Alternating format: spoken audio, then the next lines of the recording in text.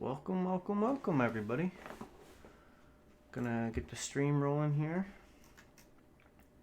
This is the CWC semifinals game. TBD versus PPpatrol, second game. And it seems like everybody is in the lobby. They're fixing up their slot orders. And then they'll begin the draft. Adjusting their teams. So you can see we have Rage, Corny, Torgid, Biggest Ben, Almong, Under the Gun, Falcon, and M1's OEL. I'm not sure how to pronounce that name. Moel. I'll say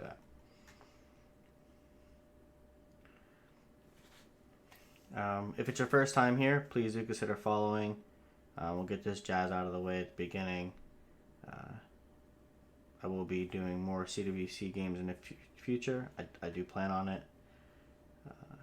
So that content will still exist here.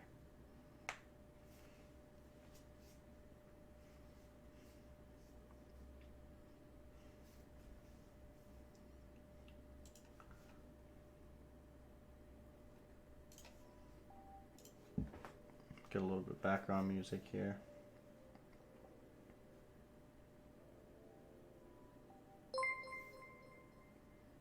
Thank you for the follow, Dr. Stas. Much appreciated. Let's go into... Nothing really going on here. No talking going on. Thank you for the follow, Blaze Bluebarrel. It is appreciated.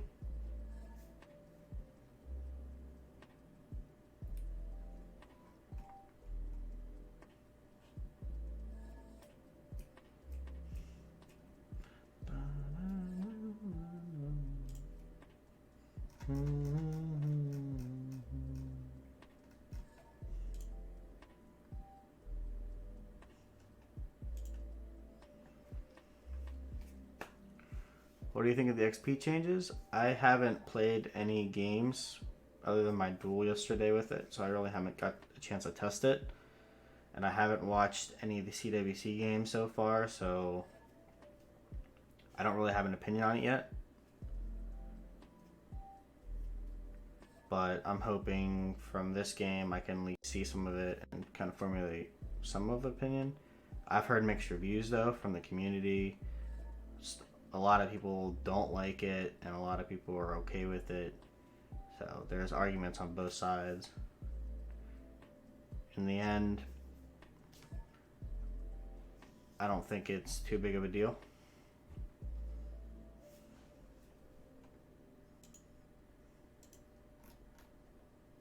What do you think of the changes?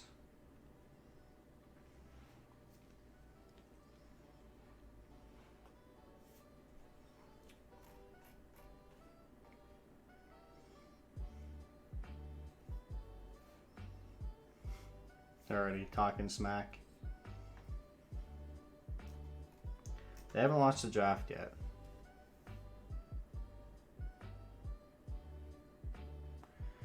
I used to be a fan of free sim, but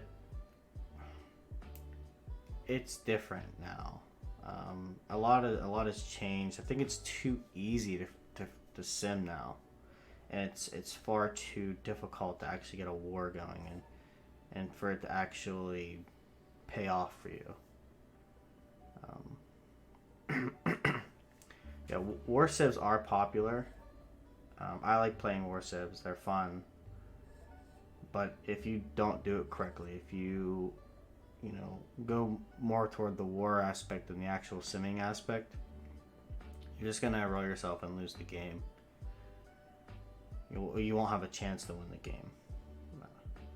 So I think the sim civs are better because you can sim up, and as long as you know how to make certain moves, you know how to maneuver your units right, you're gonna be able to out sim one because you have a better sim civ than a war civ, and you can end up just beating them with better units.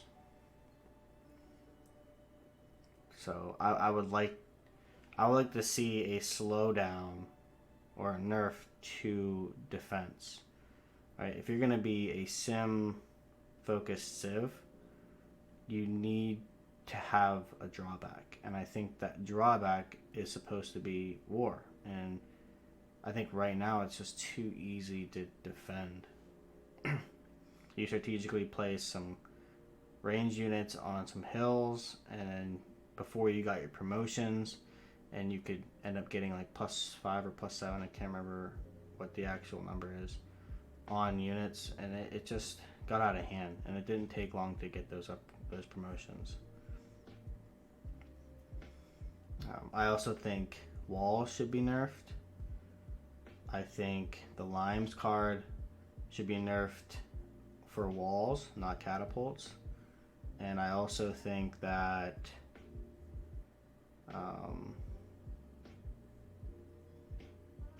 what was the other thing? I had one more. I just lost it. It'll come back. Oh, Victor. I think Victor should be nerfed. I don't think Victor was already nerfed from +5 to +3, I believe. But I think that's still too much. You know, I don't think Victor should be able to give the 2-shot from the walls. I think that should be adjusted to something else.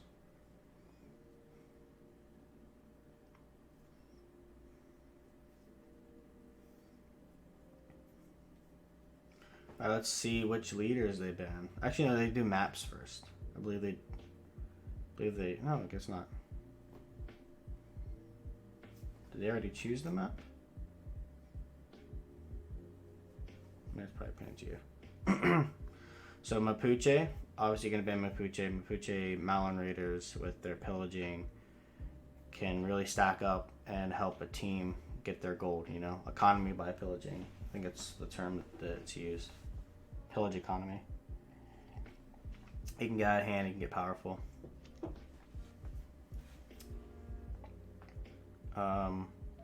Catherine the Magnificent.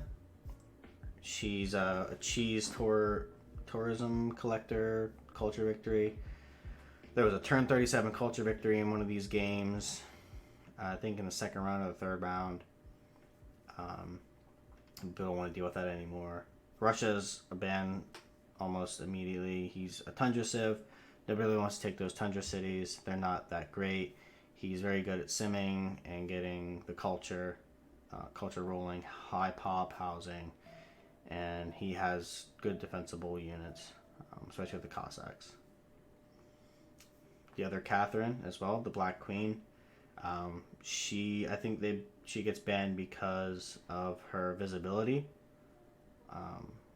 I think it's +3, I believe, visibility, and that's combat strength, and that's very annoying to have to deal with.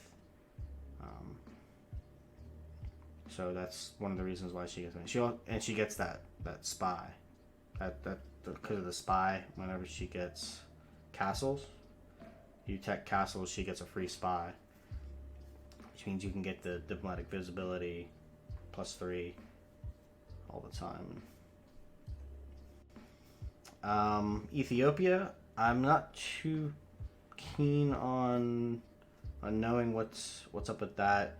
I believe it's the output of science and culture based on faith.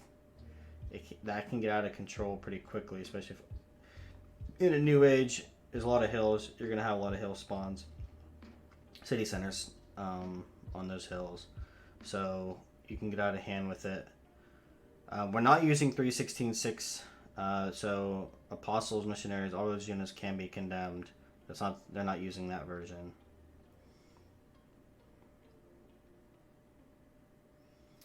China is another ban. That civ can get out of control with just going sacred places, divine inspiration for religion, and getting a lot of those early wonders, taking them from everybody, and just doubling down on all their stats. So I can see right off the bat 3 war civs are picked. This is going to be a very war focused game. I like it. It's going to be entertaining. We have Scythia, Shaka, Genghis Khan. Tamara, Shaka, Genghis Khan, Scythia, Zulu, Mongolia. Like I said, three of the favorite war civs. I think Zulu is the strongest of those 3. And there was a Cree right there at the end, we noticed. Cree is great for trade routes and gold. And those early scouts, those Cree scouts, can actually cause some devastation. I've seen in some of these games earlier that a couple Cree scouts and maybe a scout or 2 from your teammates can actually raise an early city of your opponent. And that is very, very valuable in the early game. So we got a Korea ban. I don't really remember seeing Korea banned all that often, but it's interesting they go with Korea here. Korea is strong, very unique play style, and the general with Hawachas are devastating. The ban on Norway. This is the first dedicated naval civ that's banned on this. Norway is strong. Norway is one of the strongest. He's really good at pillaging, pillage economy, stats, all from that. So I understand. I would not be surprised if another naval civ got banned, like Dido or Victoria. Maybe even Indonesia. Yep, right there, Dido. Dido was the first thought. There was Bahrain? Her unique naval unit is annoying to deal with early game, and you can actually raise some cities, some early cities with them, if done right. So I'm not surprised at Dido in Norway. They're probably the 2 strongest naval civs.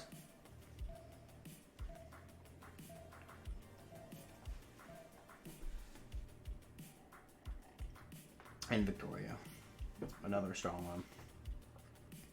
So it seemed like the first round was about getting rid of a lot of the land, all of the annoying ones, the typical ones, and then the second ban phase, they kind of focused on the navals. There weren't any navals picked in the first round, which is odd. I'm surprised it didn't. So we got a Japan pick. Japan, I think, is a naval civ. I would argue, yeah, Japan is more naval. Very strong. Honestly, I think Japan is a unique playstyle, and it's a fun playstyle, in my opinion. Because I like playing the district adjacency, little mini game, if you will.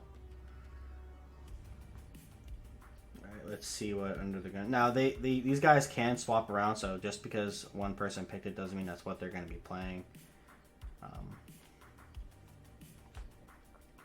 But I'm interested to see what I think it's PPpatrol go with.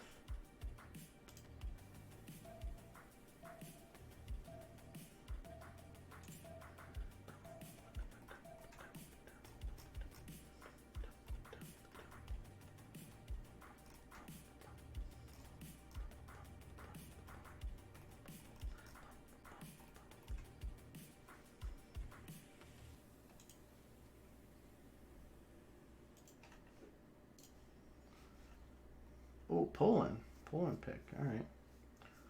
Poland is a strong pick. I think Poland is one of the best civs in the game. Those winged hussars are deadly, and that knockback is very strong.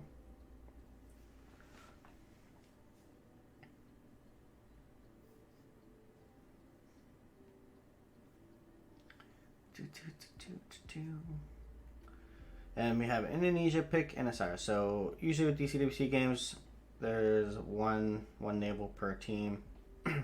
So each team one team went Japan, another team went Indonesia. Indonesia will get God of the Sea easily if it benefits. Might actually get more value out of like an Earth Goddess or something. But I foresee Indonesia taking out of the sea. Persia, also another good trade route civ. That's really good. So each team has two good war civs. So I would say Mongolia and Poland Poland and Zulu are kind of on the same level, right? Of timing, play, push, and you have Scythia and all right, I gotta wait. I forgot what each one picked. Scythia and Mongolia are kind of equivalent in that regard as well. And then you have Cree and Persia. Yeah, I think it's a pretty even matchup with the picks.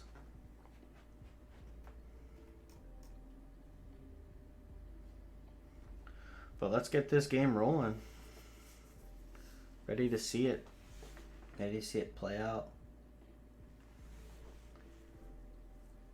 Yeah, I agree.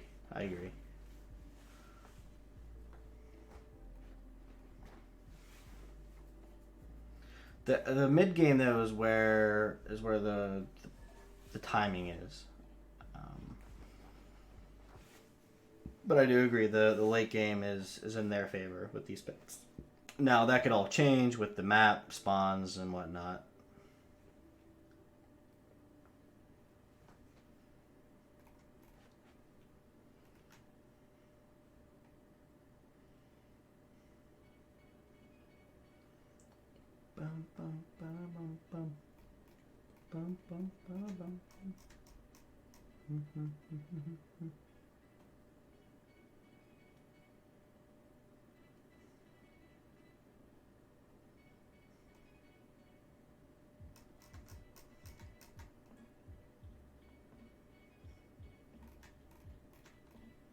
Because they're waiting for a minute or so for Falcon.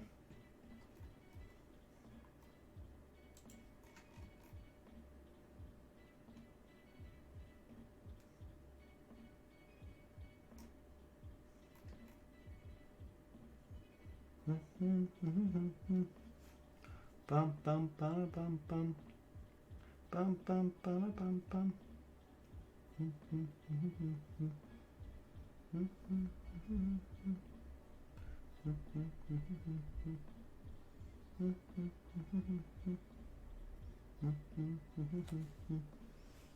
Rage of boom, yeah.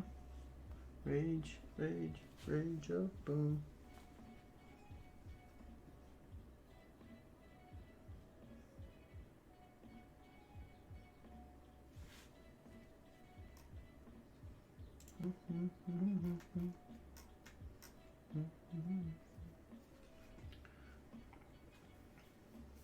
I mean, that's the timer. Oh boy. We're starting to see the map. See where they go with it all.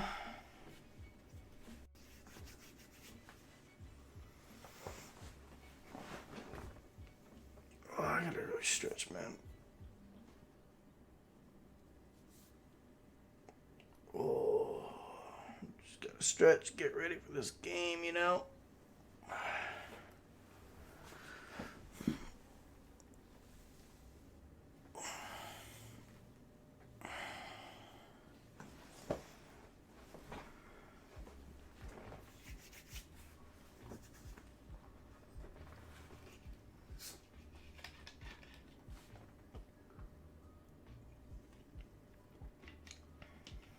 Whoa.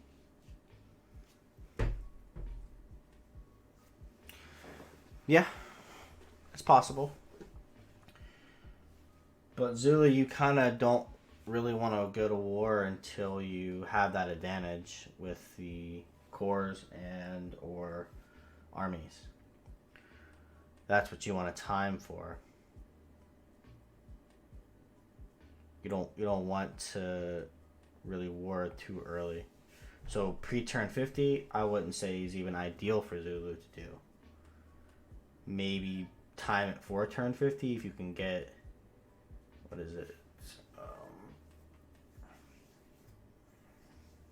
it civil service? Can't quite remember.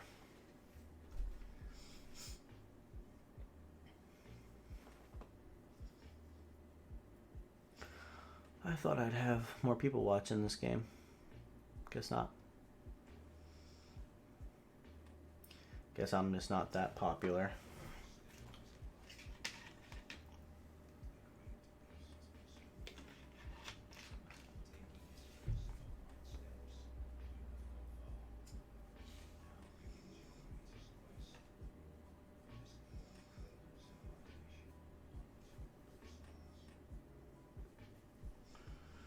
Let's look at the map. Let's go, let's go, let's go. I think almost a half an hour. Almost 30 minutes just to do the drafting process. It's crazy. Super crazy.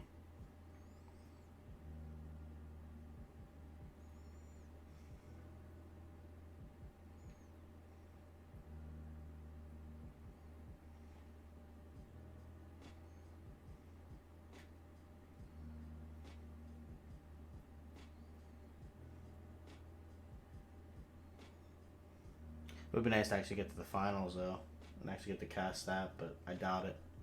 There's plenty of casters that will probably get picked over me.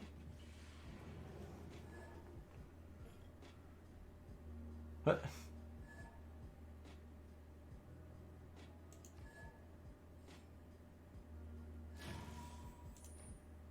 As soon as we get in, gotta re-lobby.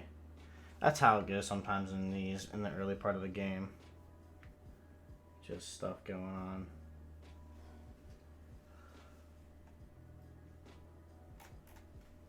Ugh.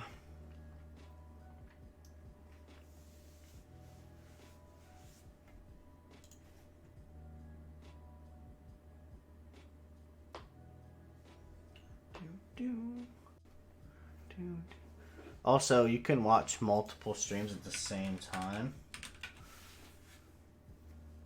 in the browser if that's something you kind of want to do.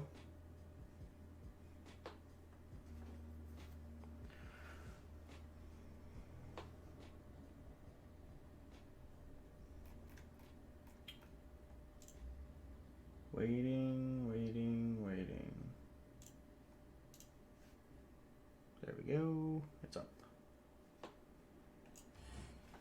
And we're ready now.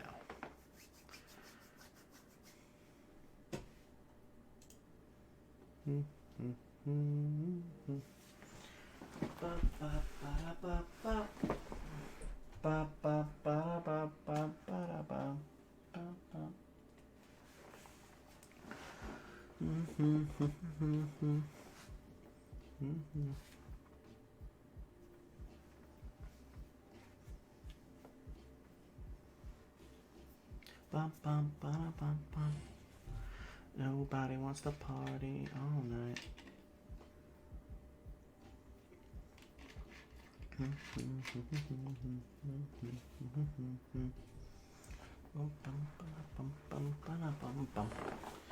Got a party, got a party. Turn 96. This game should be ending.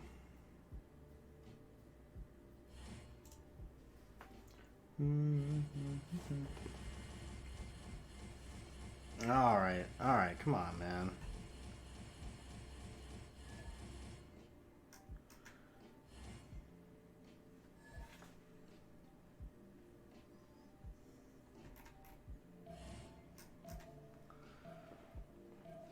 Some people would just... whatever, I'm not gonna get into it. Okay. Try to get more of a professional stream here.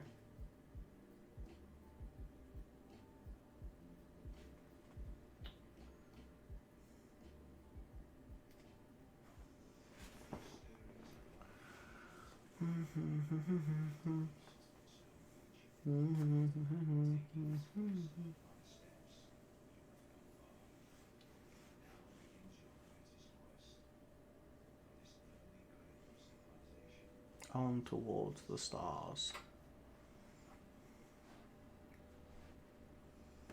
Bum bum bum bum bum. Bum bum bum bum bum bum bum bum.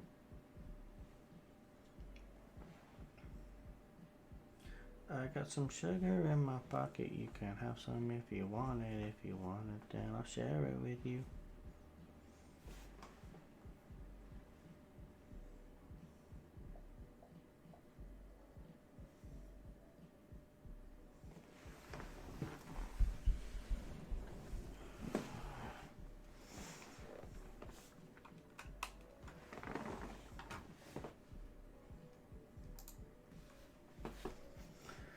Alright, let's start in the top left like I normally do.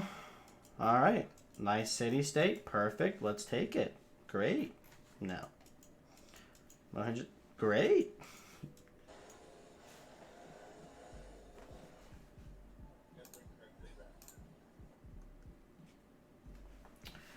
Alright. So we'll see Cree up here. Alright. Truffles. Not a bad start for him. Not bad at all. He's got some good resources around. He's going to settle in place. He's got some settles all along these rivers. Yeah, I'm liking it. Alright. Kind of got to go like top down here. Also, he has this wonder that he could utilize as well. But he has a lot of land up here to himself. And he... looks like he may have to war a little bit of Mongolia. So it looks like Mongolia could get 2v1 here by Poland and Cree, which he's in a position to defend that and also deal out damage. We'll see who takes up this land first, though. Japan on a completely different water than Indonesia. So both naval civs are not connected. They are completely separated entirely. So we're not going to see any naval battle here. Japan, decent, an okay spawn, I think. Well, I mean, he doesn't have all this coast. Probably take Cardiff. Maybe not. Maybe keep it the power level. But one of these two. I think Preslov will probably get killed. He'll take Preslov as it. But, I mean, he has a lot of resources. A lot of fish resources here. Whereas Indonesia, not so much. Not as much. But immediate area, yes. But, like I said, Earth Goddess, probably a better option here than God of the Sea as Indonesia. Take Earth Goddess, go through. We'll have to deal with a Persia, though. That's concerning as a naval player there. Once they find out that they're going to be completely segregated from this. So... yeah, but let's take a look here. Not too bad. Not too bad. Good holy sites, good campus adjacencies all throughout here. You know, that's nice with mountains. Persia down here, also not that bad. Pretty good. Sucks that the desert's right here. It kind of limits some of this land.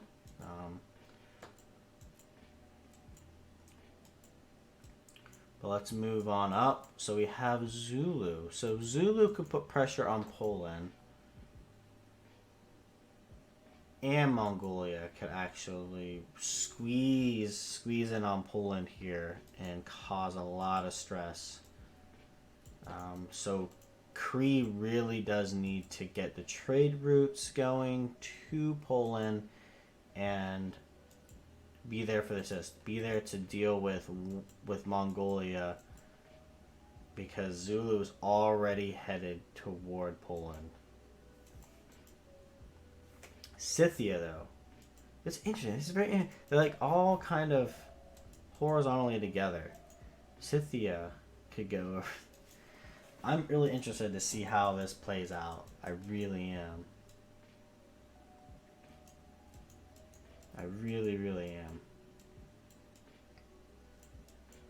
Interesting placing, though, for all these city-states. Okay, so who's going what? Mongolia, animal husbandry. Zulu's going right into... It's going to go mining, bronze working, and get that encampment up. Looks like we have Scythia going the same route. We have animal husbandry on Cree.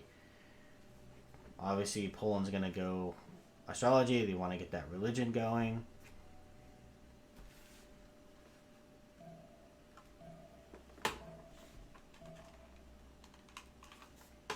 They want to get that religion rolling, and obviously sailing for both the naval civs. Oh, we got a relic. Look at that relic. I'm glad we saw it. So, it's just... I can't remember who's on what team.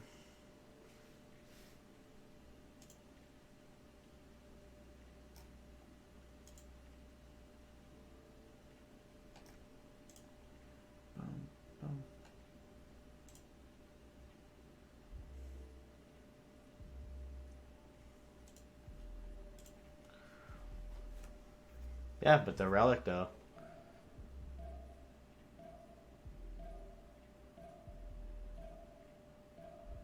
So TBD with the relic, the early relic. So interesting to see what Mongolia takes first. Who's gonna get the first? Well, I mean, they're not gonna compete here with these two. I don't know. Can they trade? I don't even know if they can trade the relic till turn 20. They might be able to. That's powerful.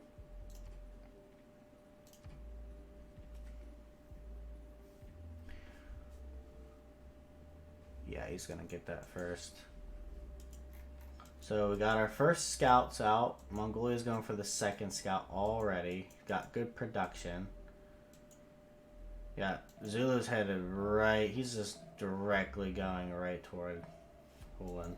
It's like he knows where he's at. Got one Cree scout into a settler. Interesting. And we had one Zulu scout into a settler. And it looks like Scythia is going to meet Zulu. Also, the other scout into a settler. Okay. Scout settler. Seems like that's more of the push now. Scout settler instead of double scout. Only one person went double scout, and that was Mongolia.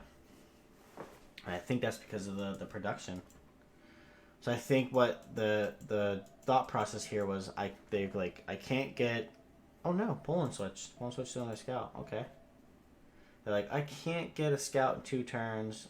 So they went scout first, and they saw that they got their scout in 3 turns. They're like, I'd much rather go with a settler. So I think the only 2 civs that went double scout were the ones that could get it in 2 turns.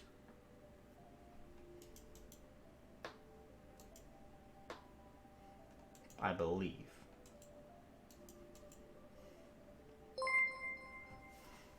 Thank you for the follow. Much appreciated, Finn. Finn.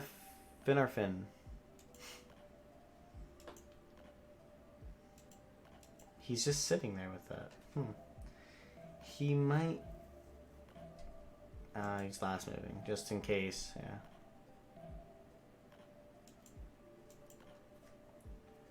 Ooh, the spice, 4-2 spice, really nice. Really, really nice. Must have got a free builder from a hut. I didn't quite see it. Oh, what is this? Forest fire. That's on? I haven't seen forest fires in a long time. I thought that was just... Okay, alright, Finn. I usually go scout into a builder to get those improvements. Turn 8 is the time for the remap boat. Oh yeah, that is a nice fish.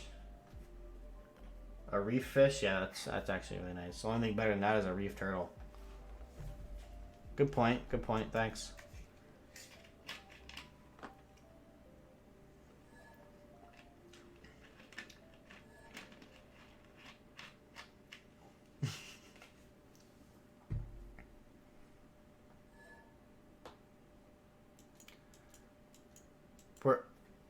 Were the meteor showers and the forest fires turned off?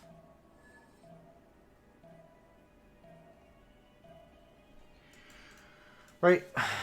Finn, I understand, but also he could get more value out of the Earth Goddess. I mean, look at this.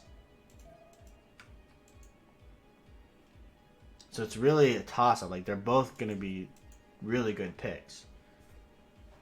God of the Sea, tremendous production. But Earth Goddess, oh my, look at this. It's crazy.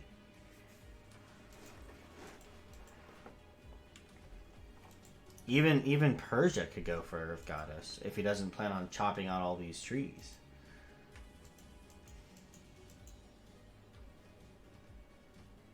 Alright, so the holy site was placed, locked in that production.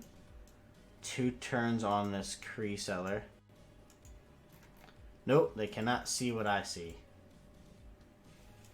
They can see their own appeal, though. So, Scythia did meet Zulu, and their settler is coming out. He's probably going to send him toward this scout now, because that kind of directs where he's going to go.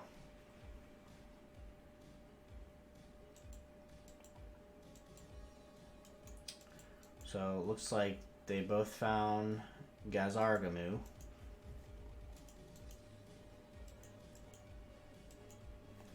I mean, he can see that he has good Earth Goddess land here, right? He can see that. He has some mountains. He's already scouted with his warrior through, so he knows he has all of these mountains here. So he knows he has defensible land in this direction. Right? He's scouting this way to find out what's over here. Oh, Naked Settler could get stolen by this scout. We'll keep that in mind. We'll roll back through. Where does he go? He's going to go to the hut, obviously, to take that. Japan. Oh, let's look at the text. So, looks like Falcon finished sailing, I believe. So it looks like they're all going toward bronze working now as well. Another Naked Settler.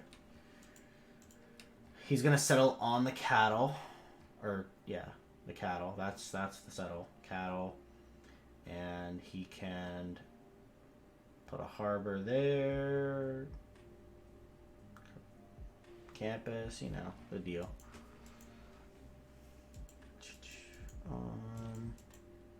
Oh, another settler from Mongolia. Alright, yep, he sent his settler down this way to Gazargamu. Yeah, I'm interested to see if he's going to the river or if he's going to go in this direction. Because I think this is Fog of War. It would not be smart to go in that direction without a unit. He'd be better off going to the river. He already has visibility on it. That's probably the better spot. I don't know exactly. Maybe not on the wheat. The wheat's bad, so probably right here on this little floodplain. You get the immediate 2-2. But I mean, he is going in that direction. It's the smart move. So sending a settler in that direction.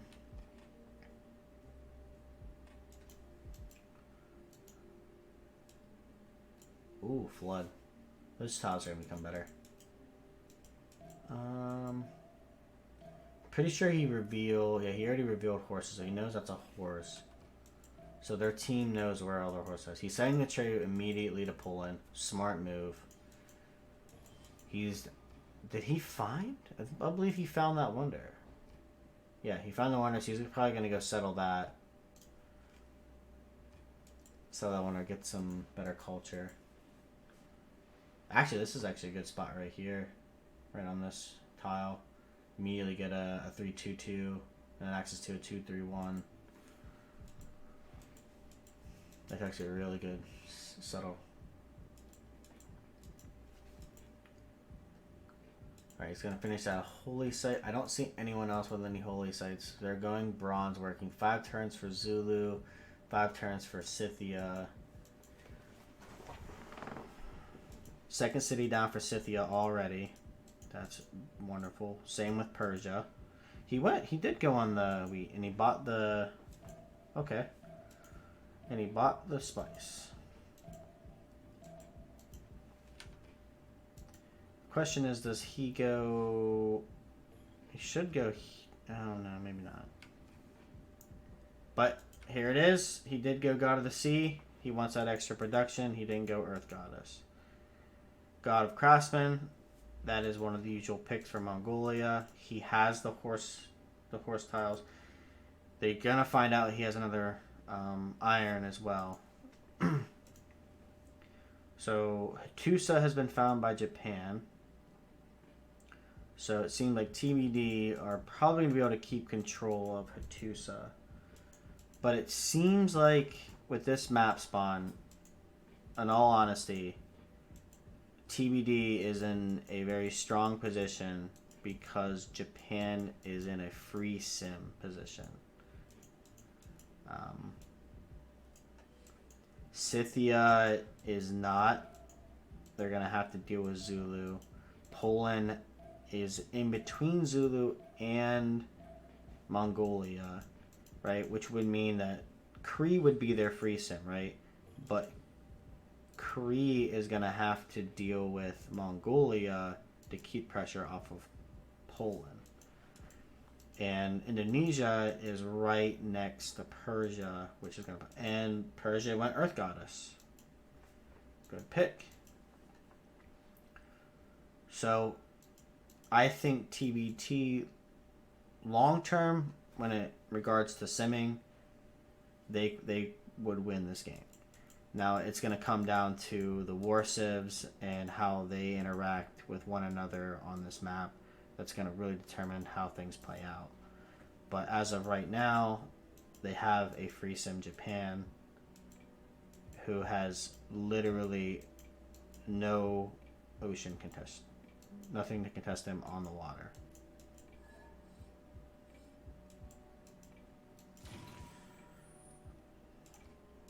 Falcon crushed.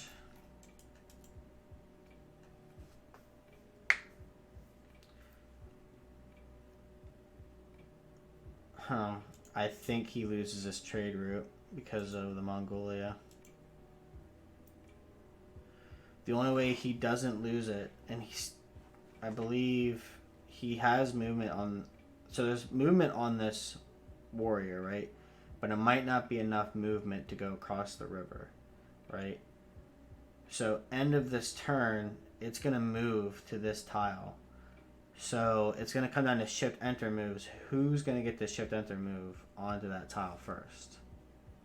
Which is going to determine it's going to determine whether that trade route gets saved or gets pillaged.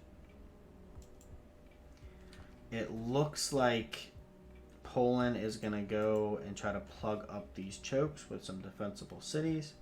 Smart. I don't know if he's going to want to settle on the Cocoa or not. On the Cocoa wouldn't be ideal for a defensible position. But I could see it working out. I think on this Plains Hill here would be the better defensible position for a city center.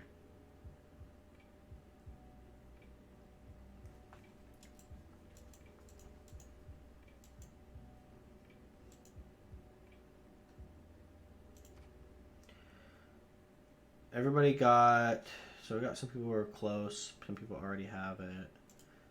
Plenty of time. It needs a granary for some housing issue. Yeah, I'm concerned for PPpatrol here that TBD has. They have the free sim Japan. They don't know that he's free sim yet,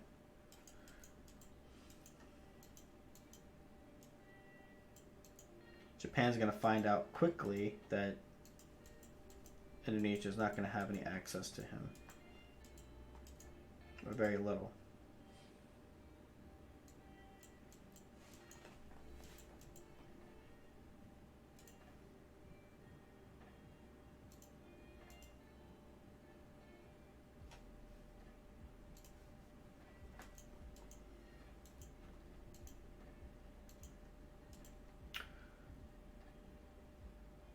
Oh, it took all of his movement, didn't it?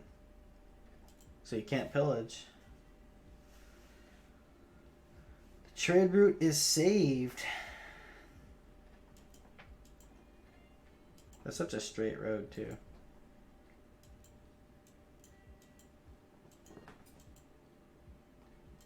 Ooh, setting the scout around here to see maybe we can get a cheeky steal.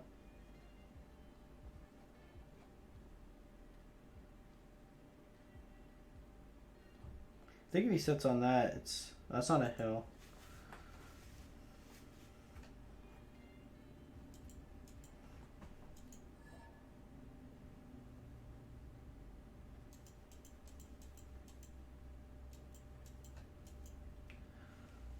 Falcon the Corny.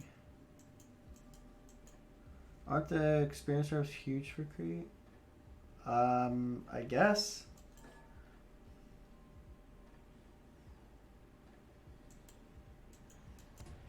Oh, meteors. I don't understand. What happened to the meteors? Why weren't they on before? Was there a bug and they took them out and they wanted to fix it?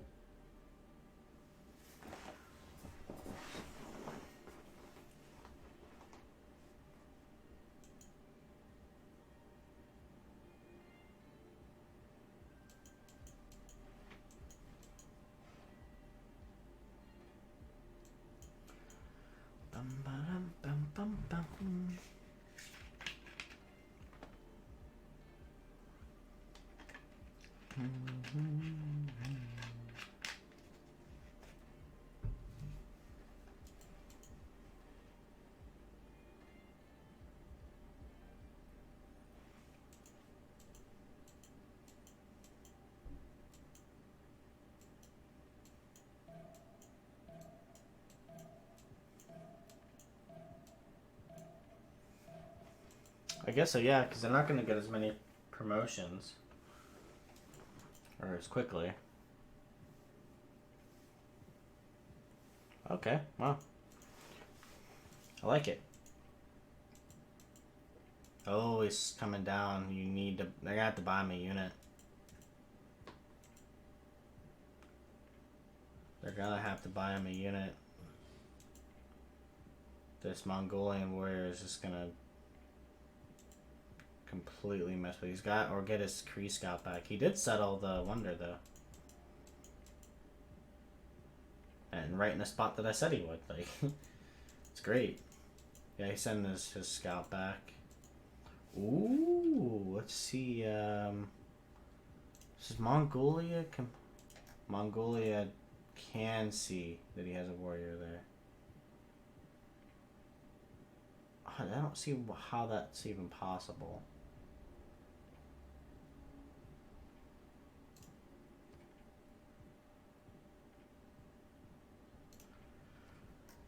Right? This is a hill. That's covered with rainforest. He's on a hill, so he can see over the hill. So I guess maybe that's... I don't understand how that's even possible.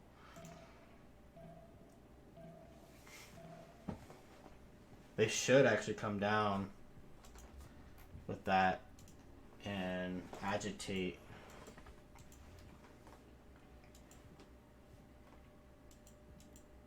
Ooh, promotion.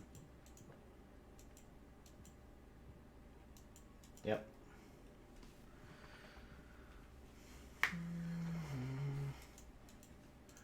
Some early aggression here.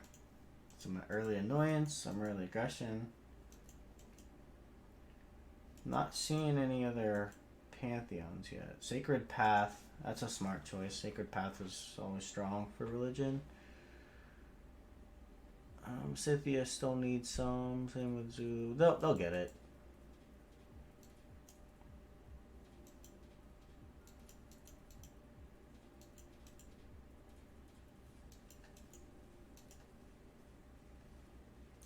What are the yields here? They're close. What are they teching? So, yeah, Coin's going ironworking. Got some people going archery. Ooh, nice. Nothing there to pillage.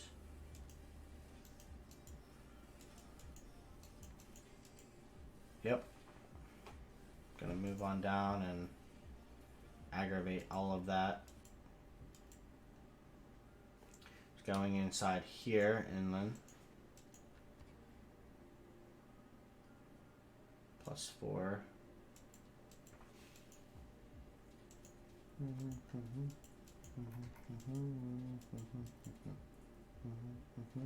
Good choke block though.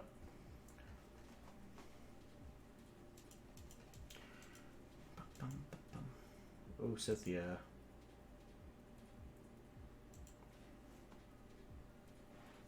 Doing a lot of annoyance going on here. Oh. Encampment finishes though next turn. He put it on the horses, I think, for a reason. It's that's like a guaranteed number of horses per turn when you do that. You know, it's about pillaging your horses and getting rid of them for you. But I mean, the timing here though is Zulu is weaker early game, right? So if you can get these Saka horse archers over there and just cause mayhem and slow him down, keep him from getting where he needs to go, that's very valuable in the game. That is extremely valuable. As long as you don't fall behind yourself, that is. And it looks like Scythia's running a project, going to try to get that first general, maybe even try to deny some generals.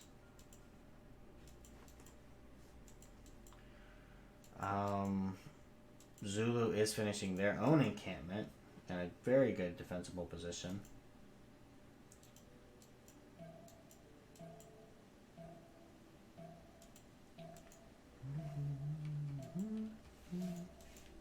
Yep, the last move over there.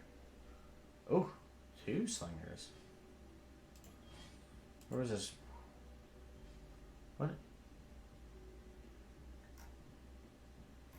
Whatever.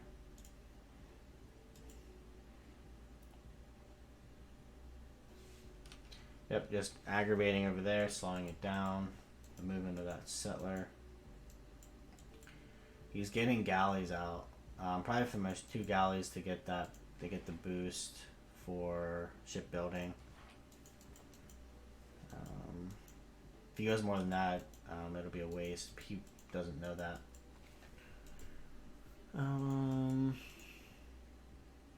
Ooh, surrounded.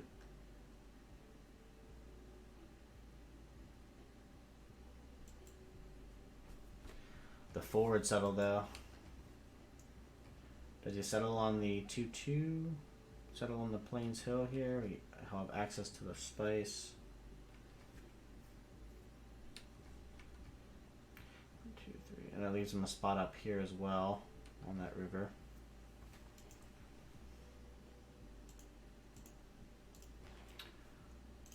Not running another project.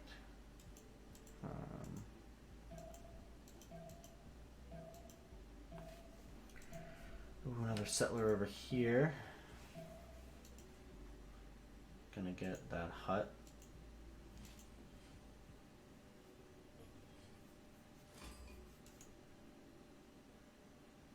Settle. He did get a free heavy chariot though from that meteor. Diplomatic favor. That's useless. I mean, it's not useless overall, but it's something could have had better.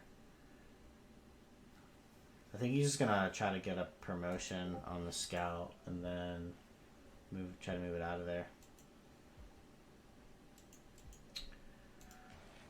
Poland is going for the religion as well.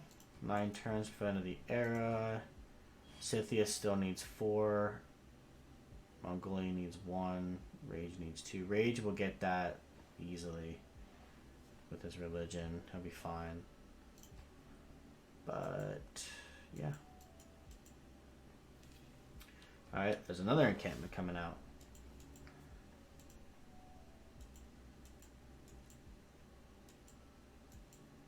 Mongolia doesn't really need that early general.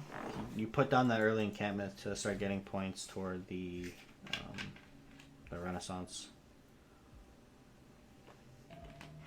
That's kind of where you need it.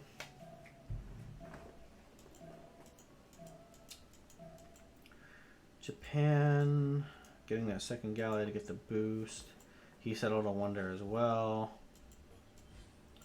No districts down yet, though, that I can see. Still no government plazas around.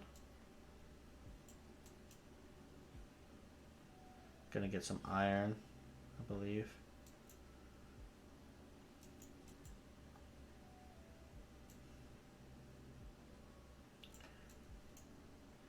Let's just see if he goes Earth or if he goes Monumentality with that. He only has 89 faith. I don't know if that'd be smart.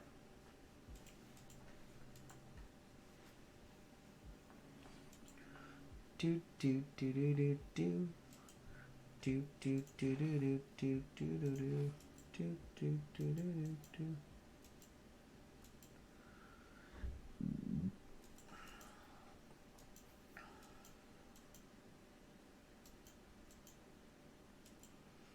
Get some slingers out.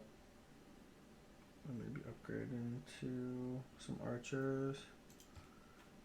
He's got 2 turns on archery, so get these guys out. We try to block.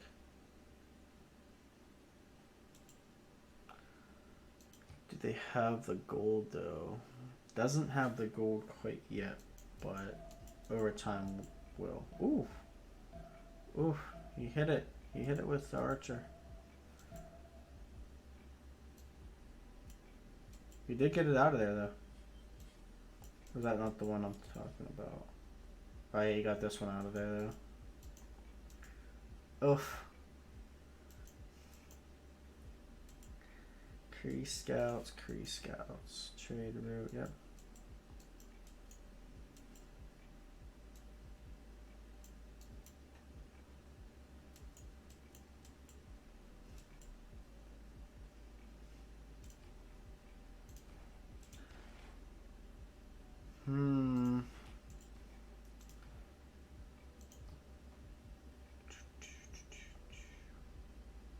Alright, he got it, so he's not worried about it. Scythia, though, you need 3 more. Mongolia, you need 1 more. You don't want to miss this first golden age. He'll probably try to get it with a general.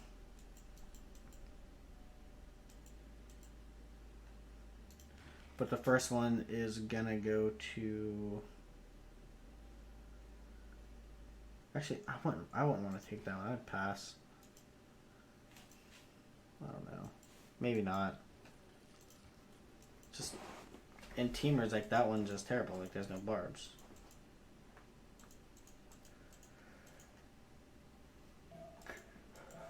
Here we barb or city state, to be honest. That'd be a nice buff.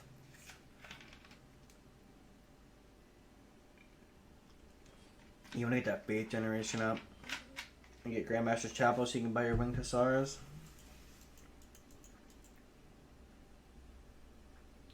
Ba ba ba da ba ba. Ooh, there's gold. Ooh. Get that. I mean, it's defensible choke, so not a big deal.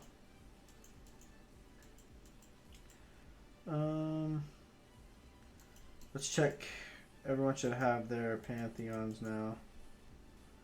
Japan still doesn't. There we go. Just got it. Patron got us. That's always a good pick. Not a bad pick. Hunt. That's why the truffles here are good. 2 truffles. Go goes to the hunt. And you have a deer.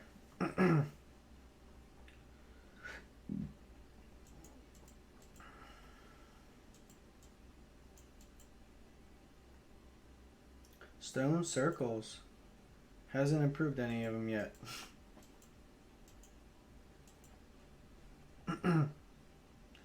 Fertility rights. What? Just to maybe get the free builder? I don't understand. You're saving right now. Getting builders and settlers.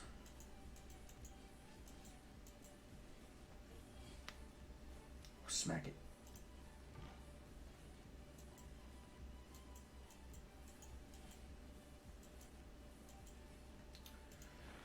Alright, so Scythia took the first one. Mongolia took the second one. So that means Mongolia did secure the Golden Age. We still need 2 on Scythia to get them. And that's the only person I think not in position right now to get it. I mean, 5 turns is plenty of time to get enough.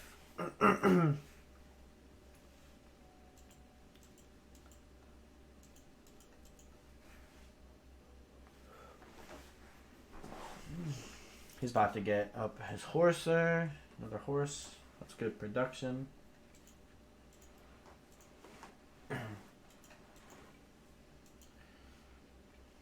Move this in. Smack. Should be able to... That's only 2. 1, 2.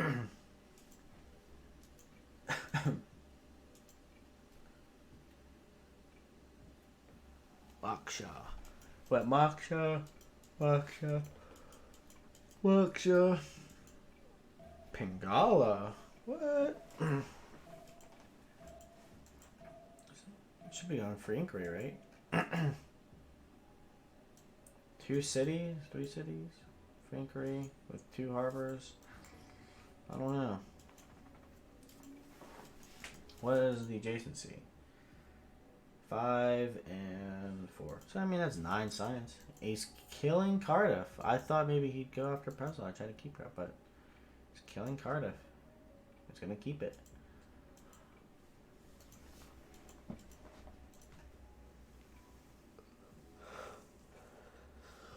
Ugh.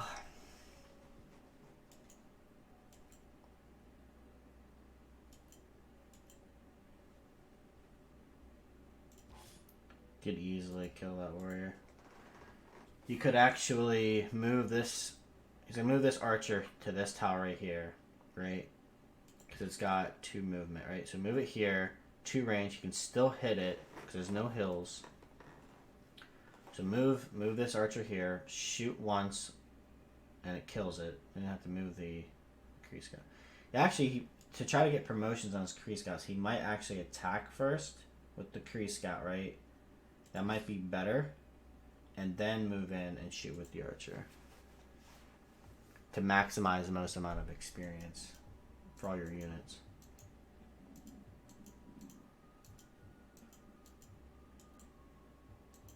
Going into barracks. Mongolia's not building his unique building yet. I'm interested to see what Scythia is going to do to get Golden Age. And we'll talk about who's going for what. Cardiff is down. Sorry guys, this is early morning for me.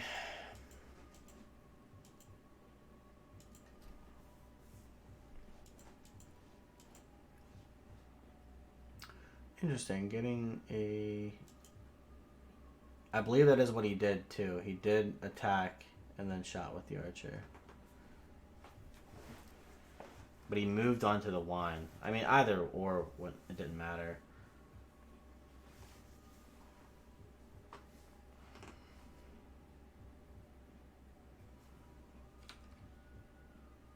Could actually settle a city onto the wine.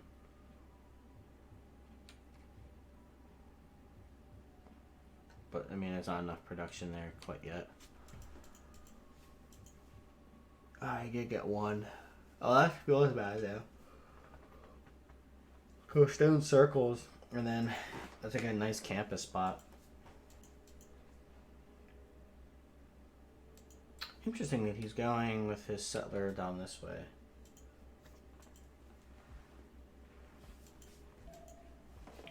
I think fertility rights would be better adjusted to give all builders, right, an extra charge.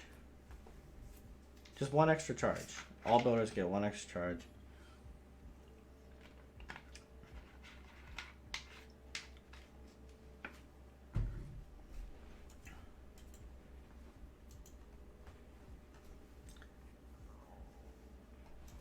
I just don't find it strong enough.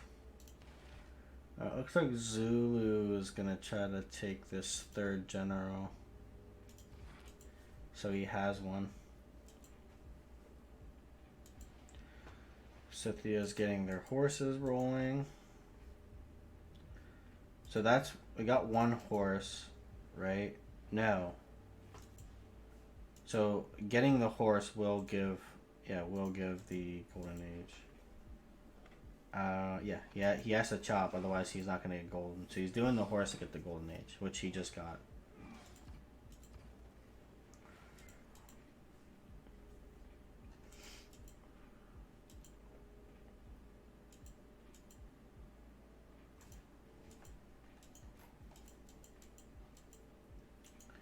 And Mongolia's getting some horses. Interesting to see where he goes with that.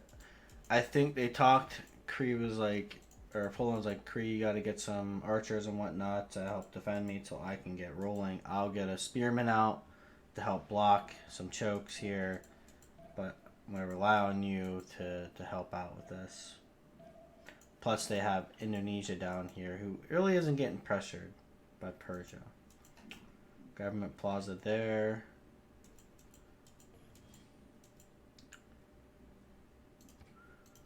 So who's... Alright, so we got the era score next turn, or the era turns over. So we have Indonesia already on 16 science without free inquiry. Korea on 14.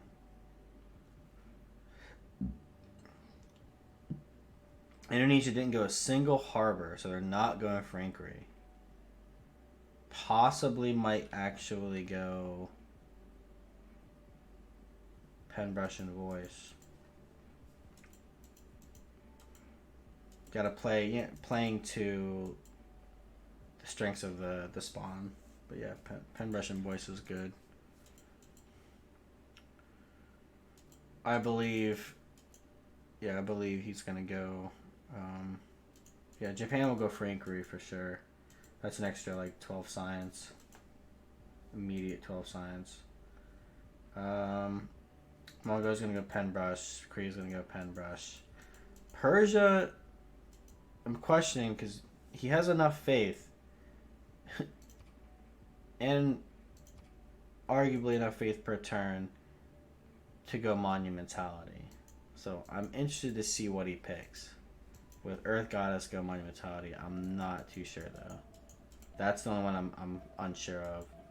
Zulu's gonna go pen brush. Same with Scythia. And they are getting their government plazas down. They're just kind of placing them. Do do do do do do do do.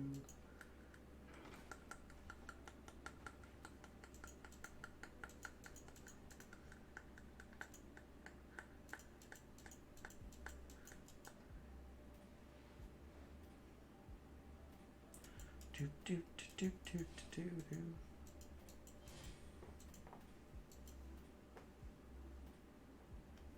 Yep, got to get that faith generation from Poland, 37 per turn. They're going to go probably monumentality as well. We haven't checked yet. Corny is an oligarchy, Falcon oligarchy, Molan oligarchy. Not surprised there at all. Some Saka horse archers are coming out. He's gonna put pressure on Zulu very soon.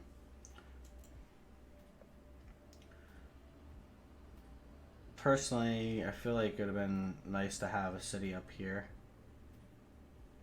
with a road.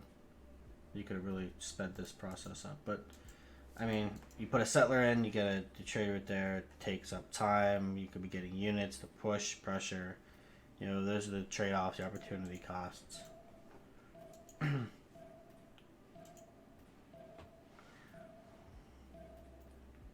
But that's where the first pressure is going between Scythia and Zulu, which alleviates pressure off Poland for now to get time to do Poland things. And Kree can actually put pressure down on Almong's an oligarch. You can put pressure down on to Mongolia, which will alleviate pressure off Poland, so Poland can do Poland things. But Mongolia is going to try to kill Hattusa and put pressure on Indonesia. Interesting. While Japan is over here free-simming.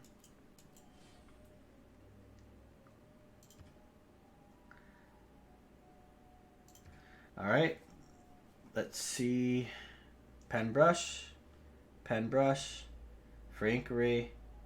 Monumentality. That's the only one I wasn't sure of. Pen brush. Monumentality. Pen brush. Called it. Every single one of those. Just the standard gameplay, you know? Look at the position. Take care of it. But I think he's going to use his monumentality down here to buy builders for his new cities. So it's kind of like a makeshift ancestral hall.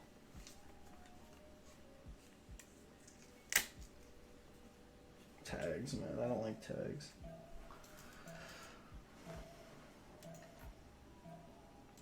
So this is where the action is. We'll hang out here. He's gonna kill. Wow, he's gonna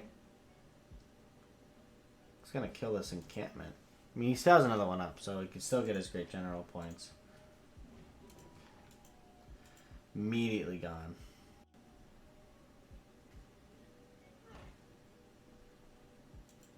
Yeah, Zulu is getting pressured hard. He's getting swords up. He'll be fine. He can defend that. I don't have to worry about getting onto the government plaza. That government plaza delay is crazy. There is action down here on Hattusa, and then maybe put pressure onto Indonesia. I don't know if he realizes that he can't see it. Like, he has it right, but he can't see what's going on there until actually it starts taking damage, and he'll be like, "Oh crap!" Right? He can get a slinger probably on this hill and be able to see enough. Not there, but at least be able to like shoot. But free inquiry. Free sim. Japan. Oh, there's the Ordu coming out. Got some horses coming out of Kree as well. Nice government plaza. So the thing is, he can do government plaza there, right? And he could still put a city here, and the government plaza will be owned by that other city. So it can be very deceiving if you're coming up and maybe attack somebody, like, oh, I'm going to destroy this city, I want to get rid of their government plaza, and then you don't. Could even put an encampment there and have it right next to a city center.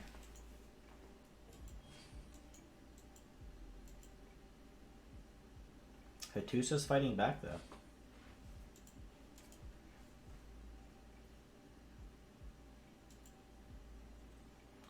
But 3 horses, 2 archers, that mean that city-state's gonna go down.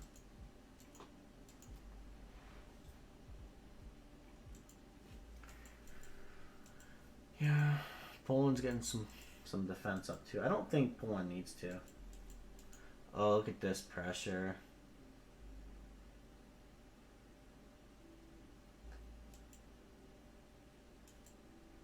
Yeah, I mean, there's Saka horse archers. The thing is he going to send these units from here up to there to deal with it? Not really. There's going to be a horse down here. And Government Plaza is finishing next turn.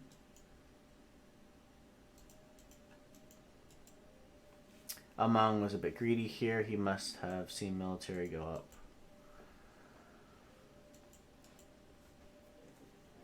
Or you mean he must not have seen military go up? Is that what you're saying?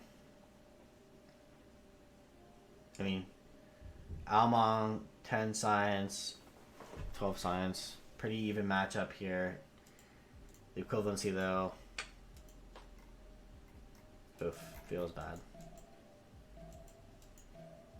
Persia is on his way up there, though. Persia is on his way up there to help alleviate some of that, but I don't think he's going to get there in time. Just going to let this scout die? What are you doing? Oh, wow! Look at the moves! But dies to Immortal. Tusa down. Glad we saw that.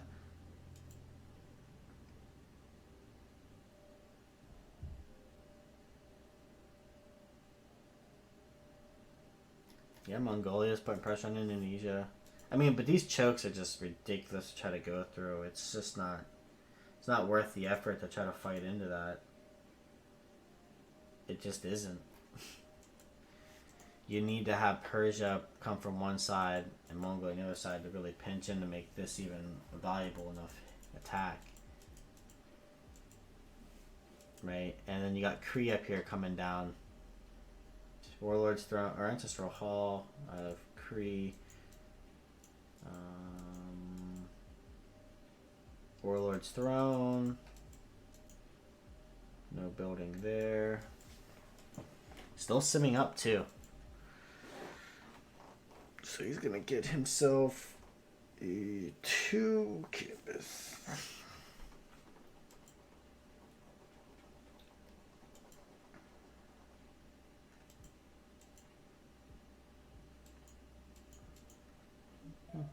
Oh, we lost a horse already.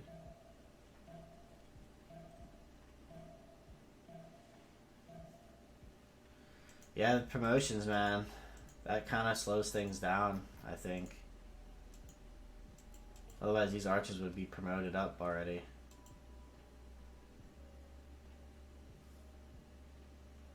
Look at those moves.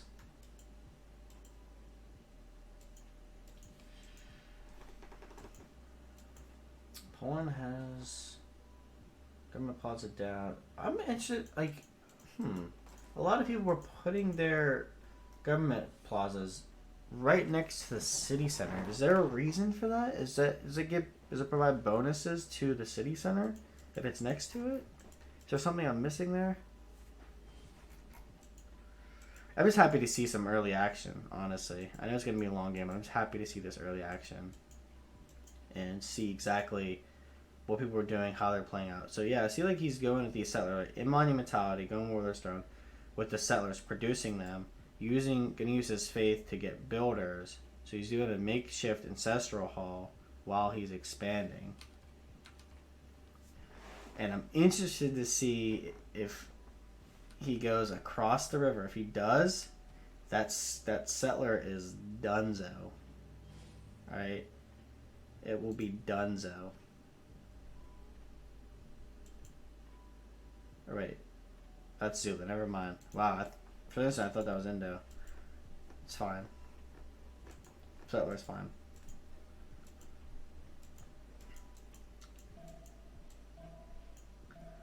Does the horse die or not?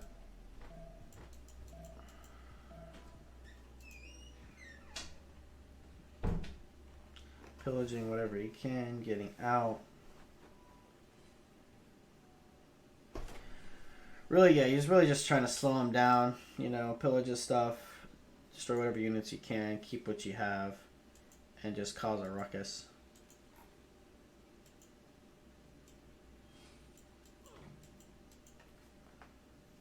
But I'm interested to see what range does his Poland here. Kree's up here, honestly, frees him. Mongolia's not doing anything. Mongolia's on here putting pressure on Indonesia. Gotta unstack these units, by the way. And Indonesia here is just going to block the chokes. Kree's up here, free sim. Gonna get the gold economy going. No worries.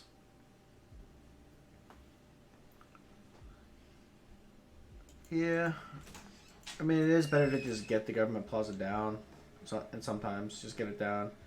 But at least for him, in this spot here, he could actually get like a nice campus district right here with it. And then possibly get a city here, right? And have another one. So that's not too bad. You're killing 2 hills though, but you're getting, you know, +4 campuses. Maybe +5 out of it.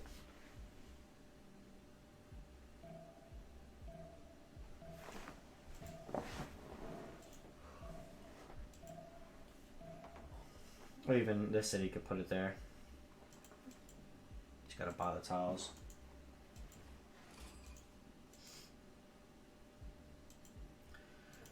Yeah, I mean, he slowed Zulu down a lot. Zulu's not working on getting that culture rolling. I mean, he's still keeping up, but overall, like, that slows him down tremendously by not working on getting culture. It's valuable. There's some value there, for sure. Mongolia, getting those settlers. 3 more settlers coming out. Not really gonna have the capacity to go east. Kree's got, he's have to move his units back.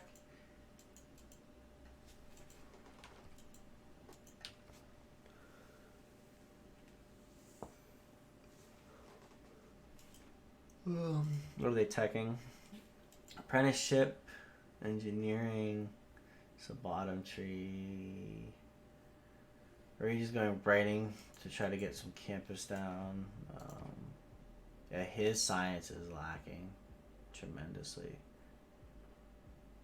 Comparatively, at least.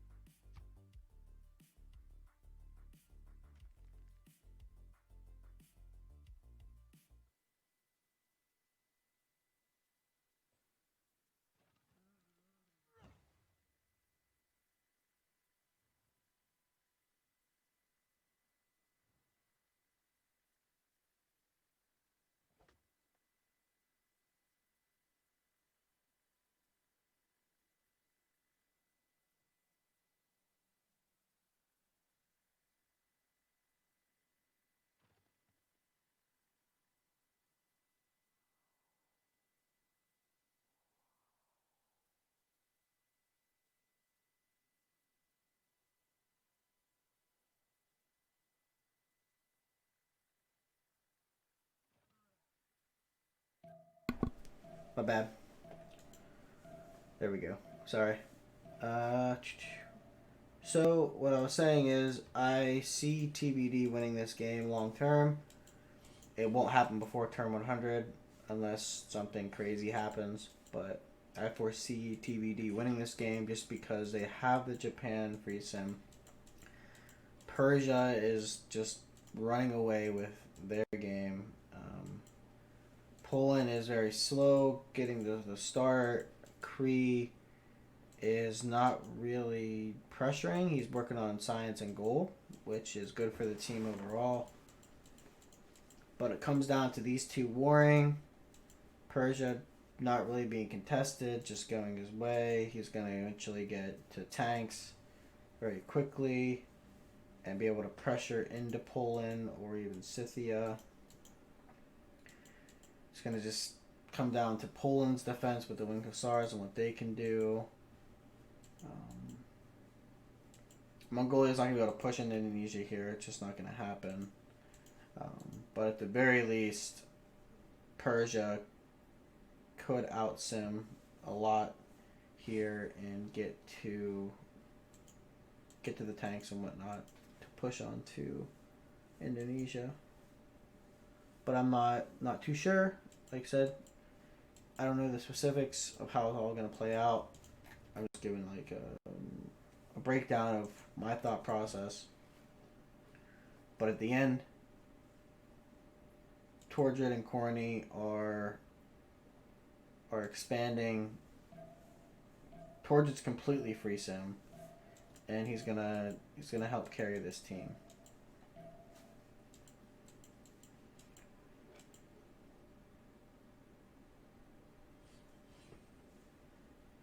Plus, they have the later game more civs that have the better scaling as well.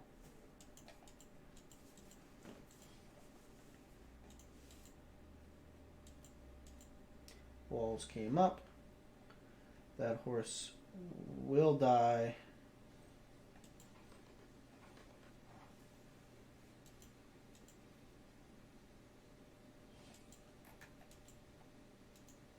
Pillaging, though, getting the faith helps with purchasing the units.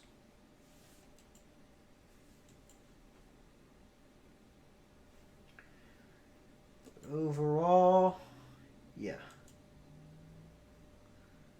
Audience chamber for Poland. Ancestral hall was completed already. So Cree is trying to go on like this. Look at this. Beautiful. Beautiful. But Cree is going on like this free sim thing. He understands that he needs to do that. So Cree is kind of free sim. I'm just worried that Poland's going to get pinched between Persia and Mongolia.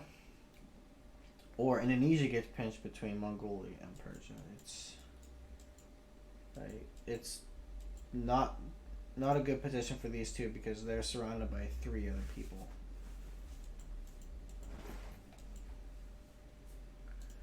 So yeah, we'll have to figure these things out as we go along.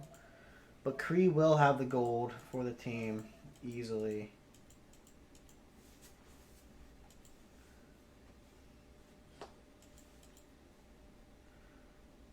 But the thing is, Mongolia 30 science already.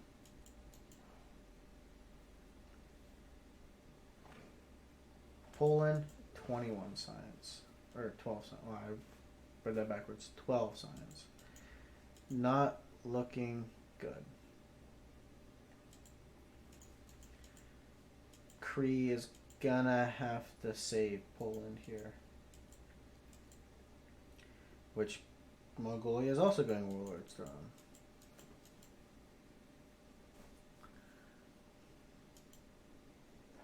What religion did he go with? He did go Defender, so that's pretty good. I actually need to swap out. Where'd he go?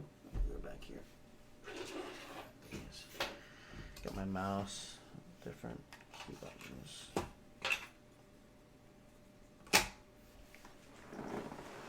So that's the continent splits. This is the religion.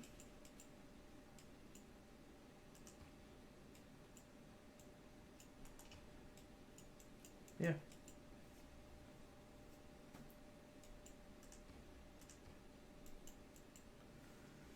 Oh,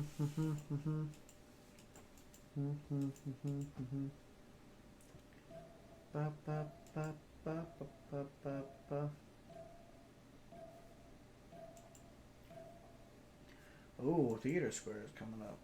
Work on getting his culture going. I don't think anybody. Oh, yep. Cree got a theater square, or does he just have the card in?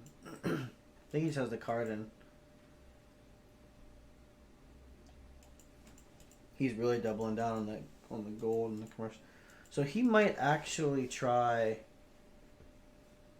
So what's his? He might actually try to do a free inquiry for the second era. He's pretty much secured it already. So he might actually try to get a free inquiry and make it work. But the question is, what is he teching here? Feudalism. He needs guilds for free inquiry. So let's click on his perspective, see what he has. He's going feudalism, but he's gonna need guilds, and it's gonna take him a while to get there. Right, but the timing, he still has like another at least 10 turns, so he could do feudalism, go back toward civil service in the guilds, but he's probably gonna go into mercenaries in the Merchant Republic. Because either way, I mean, actually, they're not good adjacency, so it's not going to be good. Yeah. He's not going to go for inquiry. It's very deceiving when you start seeing these many commercial hubs going up. It's like, maybe, but no. Just work on getting it. She just wants to trade routes in the gold.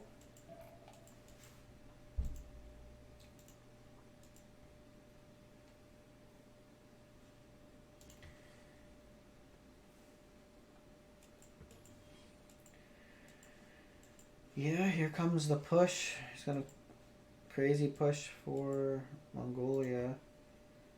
I mean, Keshigs though are just gonna rip through Poland, even with Defender. It's gonna cause a lot of issues there.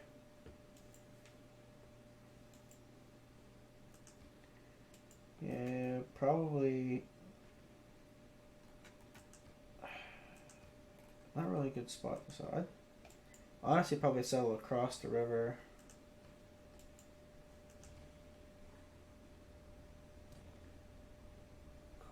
Look at that. Putting up walls to deal with that.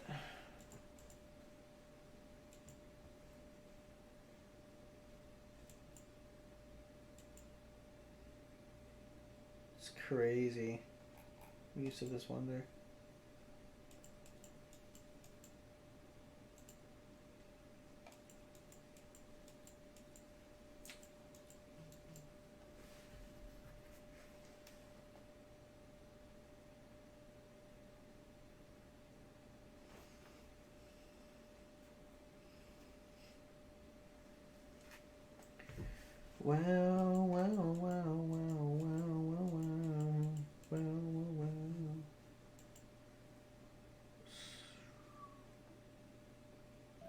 Zulu roughing it with the 11 science.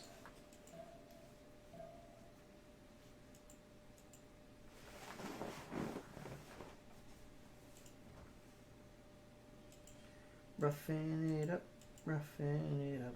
Do. Running projects to get a general. General with Defender of the Faith, he can hold. With some walls, he'll be fine. He'll be fine.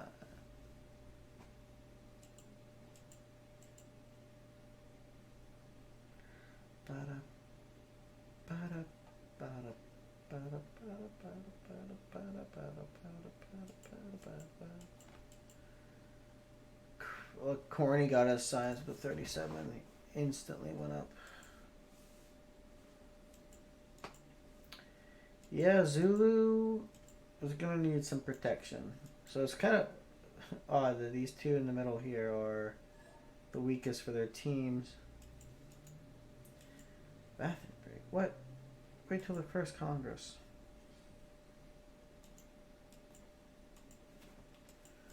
Yeah, I don't really know how this game's gonna go.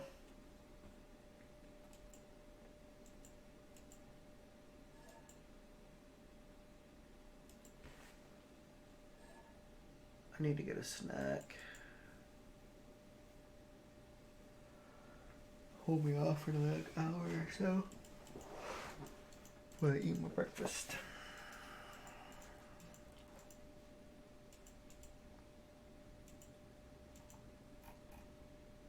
Ba-da-na-na-na-na. Ba-da-na-na-na-na-na.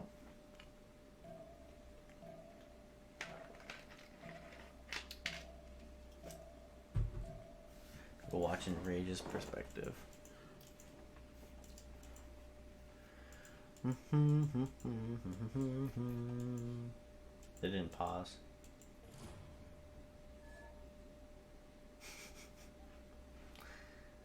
Oh. Dude.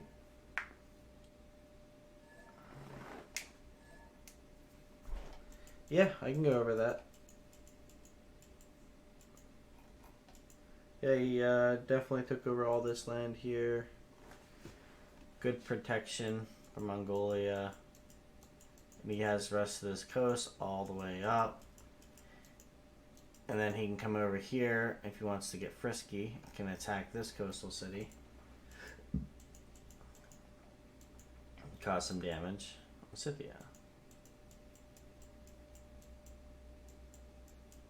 Is that like enough for you?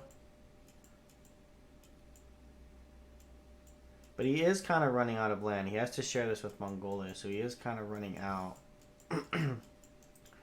Alright, he could raise Preslov and then place a city along here. So he could probably get like maybe 4 or 5 more cities. Maybe 3. He could go to the inland here along this in this general area. Like right here maybe.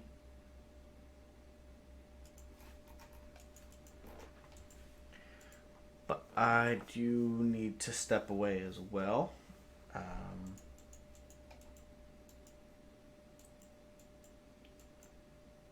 Warlord's throne on Zulu.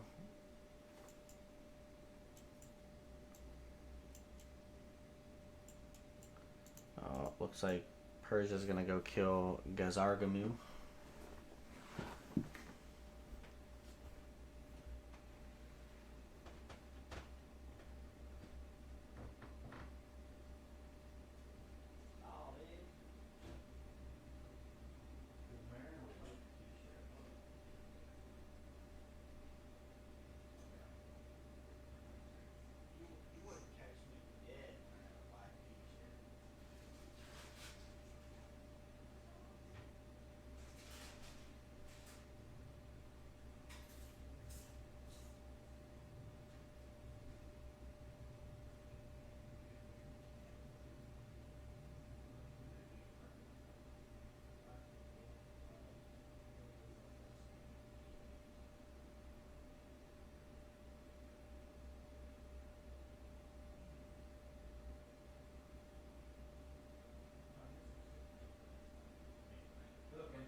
You're looking extra heavy today, so.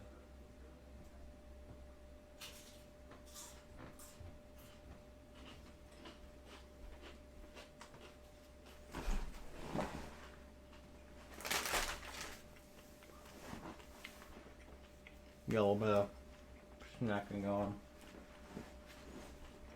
Okay.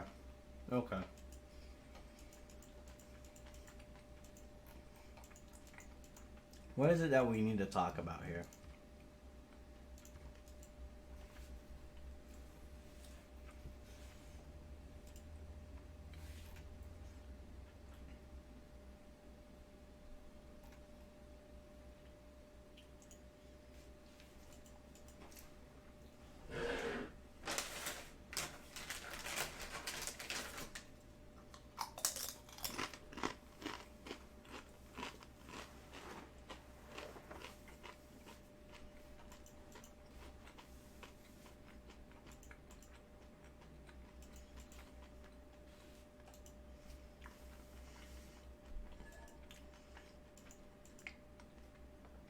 Team Plus.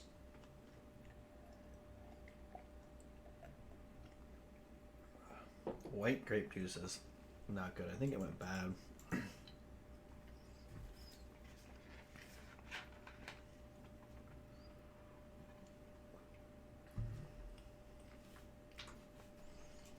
Team Plus, so TBD is back.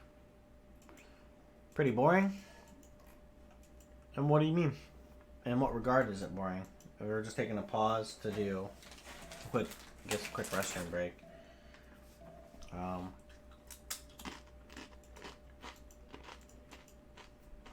There's a lot of action going on. Early war.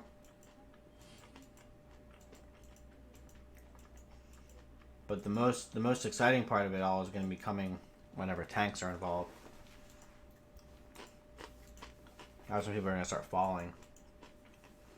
Early war just really isn't all that possible in the game anymore. Given the nerfs and whatnot. It's very easily defendable.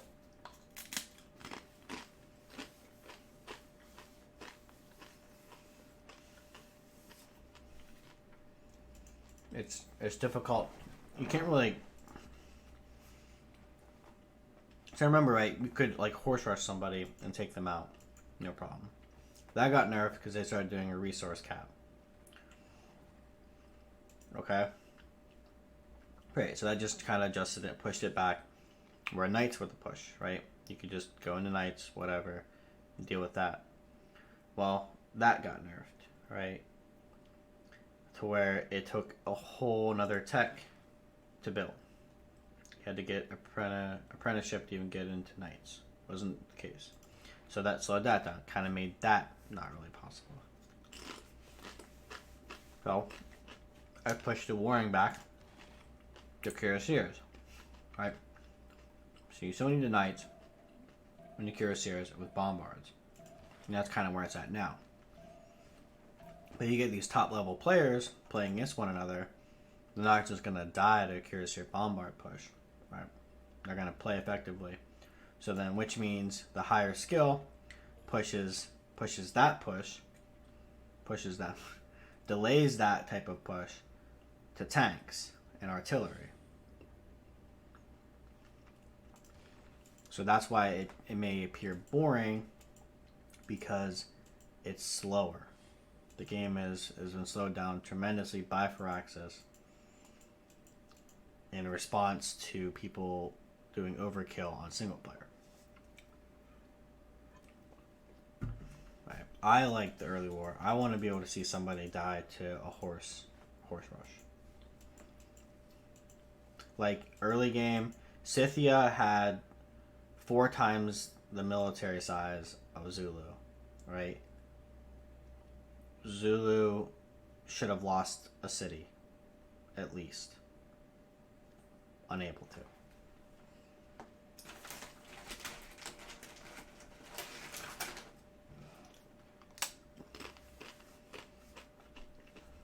It's too easily defensible, this whole game. Until you get to those later units that are just super powerful. And you have to out-sim somebody to get to them.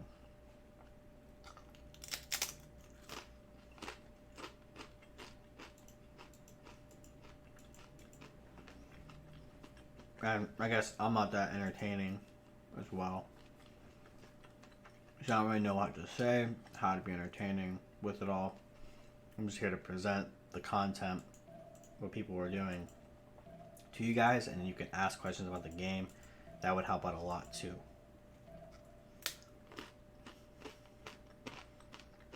So theater square, under construction here. So I think Tordred is going to play for some culture. And go for that, as make that an option. But a lot of these guys, they like to fight and go for war. It's about simming up and getting to those tanks and modern armies. Modern armies.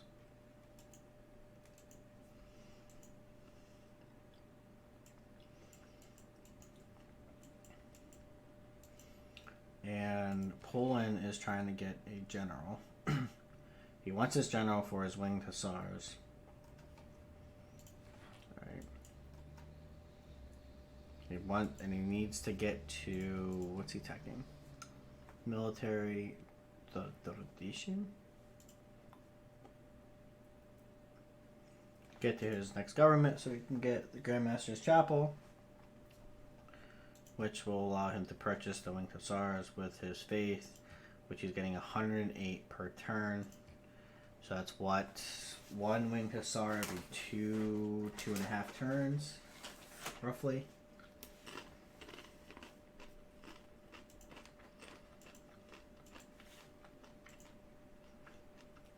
Keshigs are on the production line. Keshigs will be flooding into the Poland land.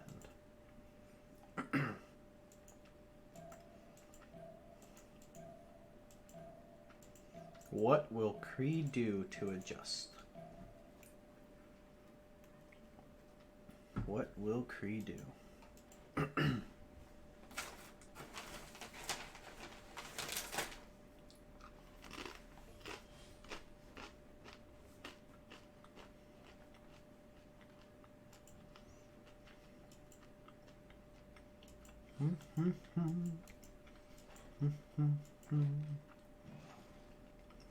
Tons of builders.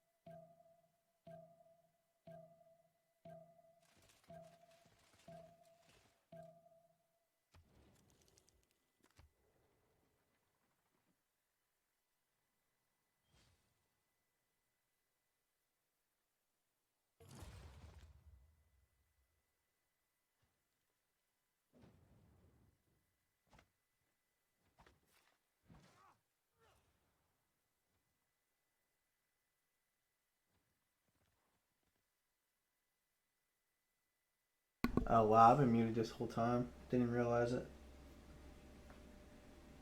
I hate when I do that. I mute myself because I'm like drinking or something and I forget. Yeah, sorry. I need people to like remind me like, hey, you're talking, I don't hear you.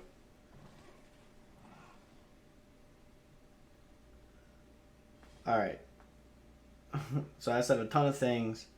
What I'm saying here is this whole first move, last move cheese. I don't like it. It's annoying. He's just gonna last move in, shoot, and then first move back out to keep his units. It takes skill. Don't get me wrong. It takes skill, but it is quite annoying to deal with. And I wish there was a way to adjust it, fix it. I don't know how. Many people have tried, thought about it. It's quite annoying. Thank you for the raid, man. Welcome into the channel. We're doing a CWC Civ World Cup 4v4 game, TBD versus PPpatrol semifinals, game 2.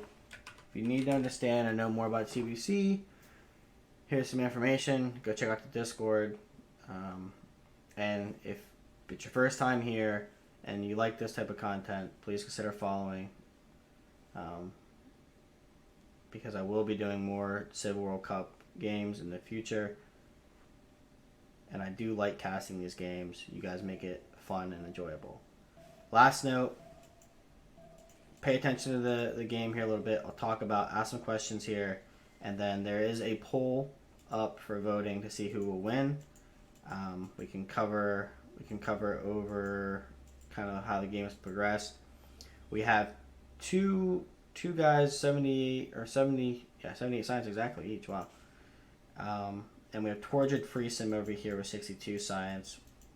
Indonesia down here with 78, and we have Cree up top. Gold 47 and 55 respectively. So they have the gold advantage.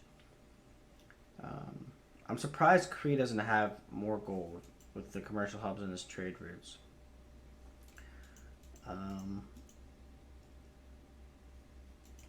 We have Poland here being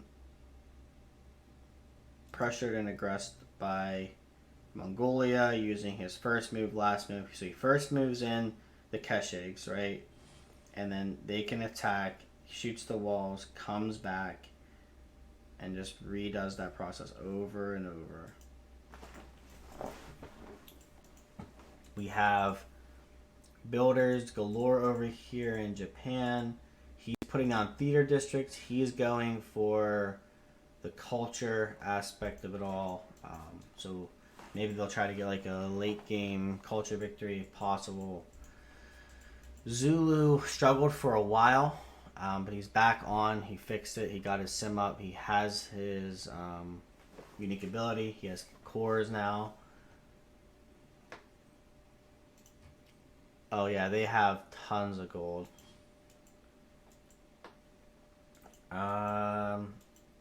Persia is attempting to kill Gazargamu. Fortunately, it got walls up. Kind of hard to deal with when you don't have catapults for it. Kind of hurts. So it's gonna come down to Persia, Indo, their sim, and Cree with tortured simming. Poland, depending on how things work out, he's got his winged hussars rolling. He went intelligence. He's not going grandmasters. So he got his winged hussars out. He's working on dealing with that. Zulu's going to pressure as well. So Poland's getting pinched. I mentioned it before. Scythia does need to get some pressure onto Zulu, and it's going to be difficult because of the advantage here with the core units.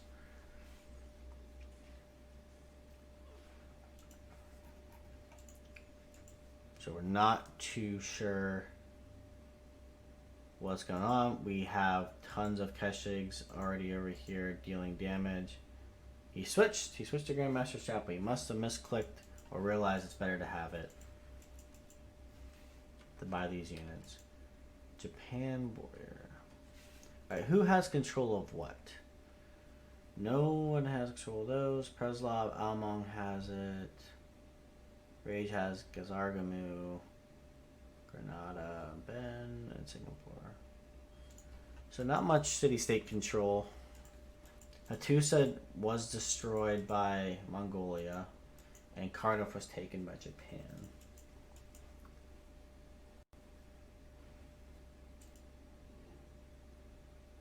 Yeah, this is the total gold.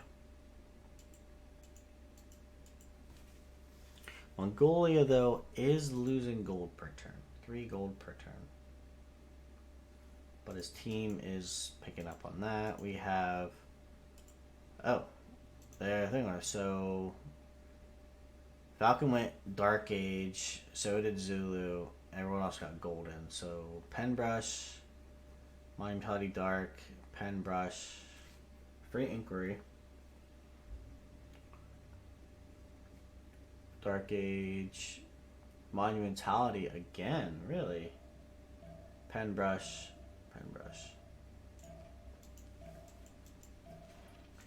Monumentality again. Oh.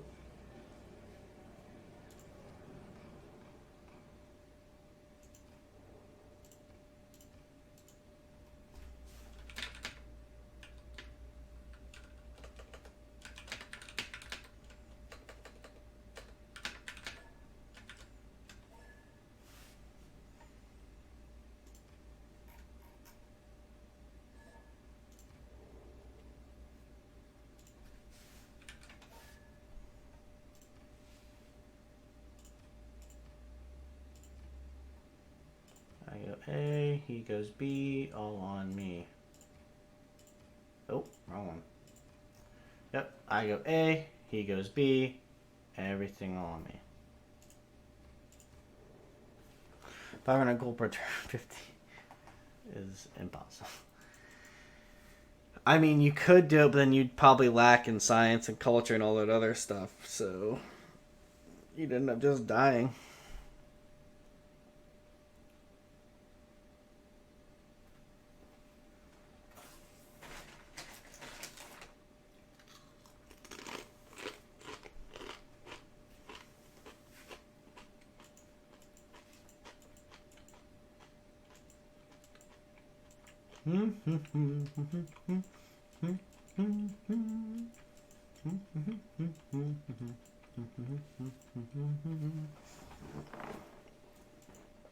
Many people dipped out after the raid.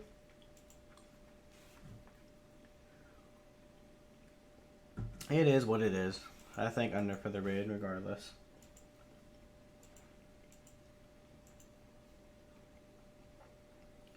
She's really doubling down on getting all of this stuff. Culture victory. No tourists yet.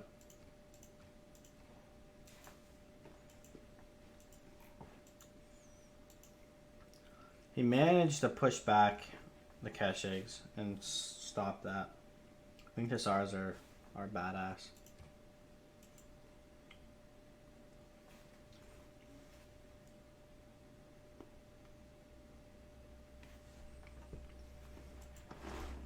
Plan is your chop chop chop chop.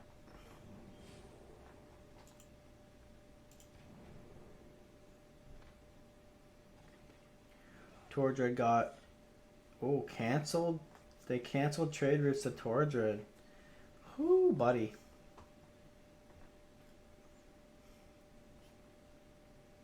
Look at that. That's gonna hurt their gold per turn slightly. I don't think there is much trade routes going to Tordred. I think Persia would have been the better pick there.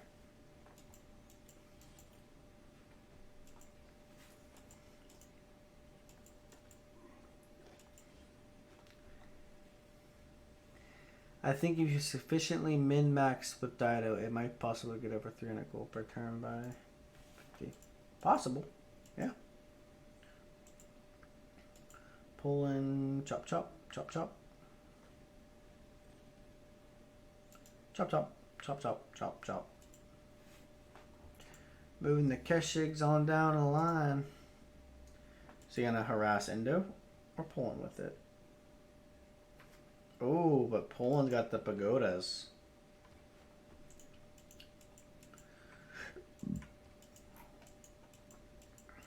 Religious victory is on with this patch, so...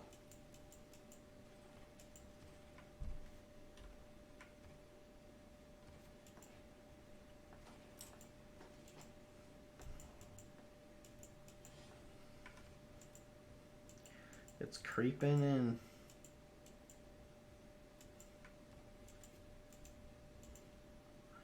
Ooh, what a forward settle.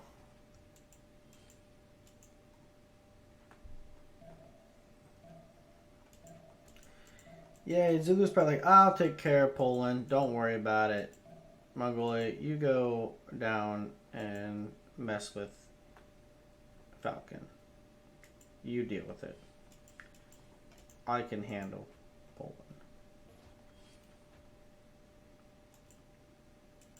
Until Poland starts getting winged hussars all over the place and wrecking you.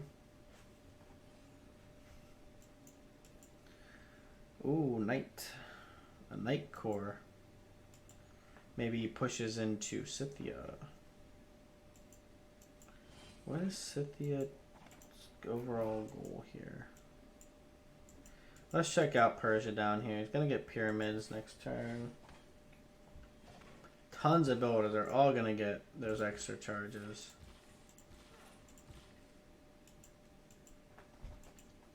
It's crazy. Yeah, Mali or Naval Sub might be able to do it if they focus on nothing else. Yeah, like I said, if you do that, you end up putting yourself in a very bad position to be taken over by somebody else.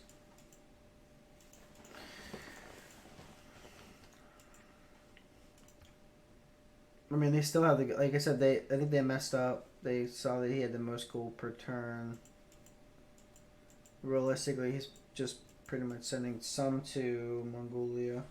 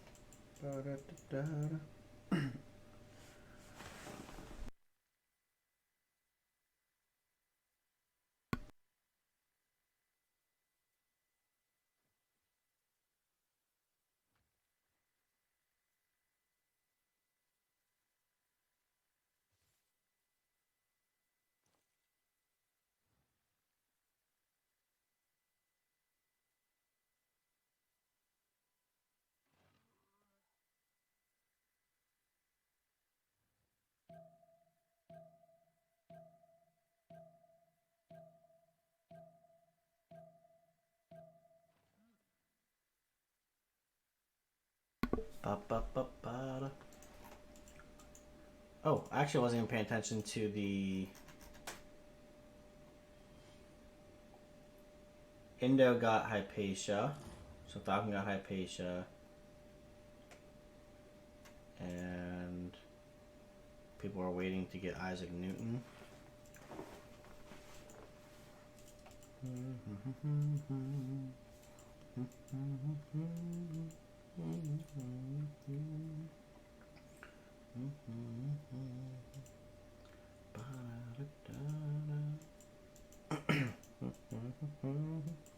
Keshigs, knights.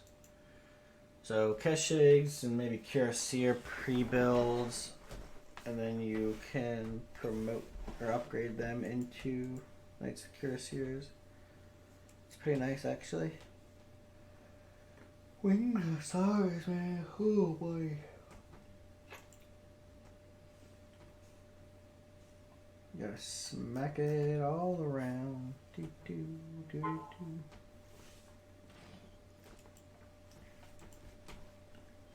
Ooh, muskets. A musket push. A musket push onto Mongolia. They have the science advantage. It's going to come down to to whether Poland can just hold with defender, which I think, with these chokes. And I really think that Mongolia is going to have to back off and deal with Cree. Persia with 94, okay. I'm actually pretty sad with Torja's gameplay here. I mean, he's doing well for culture, and he's doubling down on the culture victory aspect. But I really just expected him to have more science as well.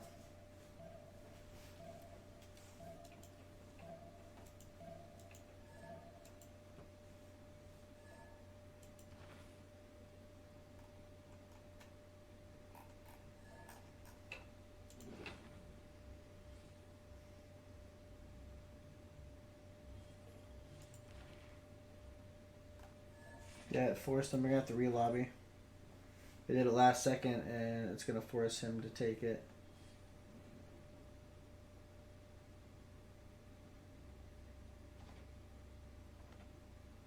Yeah, I believe they're going to re-lobby.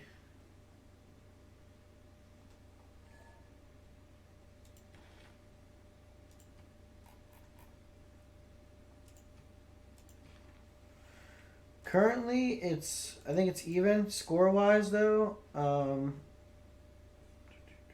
TBD is losing.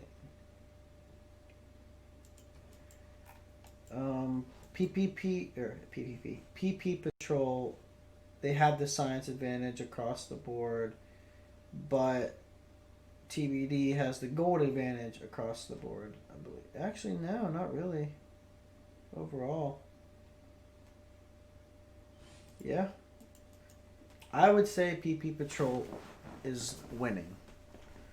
Currently, they're winning. And the vote concluded with that being PPpatrol winning as well. So we will copy that, bring it here, paste it for you guys. You can check that out there. That's the results of the poll. And I'm really interested to see this musket push. No units up there. Just muskets galore. And he's getting some catapults as well. Poland did go monumentality, actually. Double monumentality. But he's also going Grandmaster's Chapel. Why do you say that? Why do you ask? You're not seeing like builders and settlers coming out? Is that why?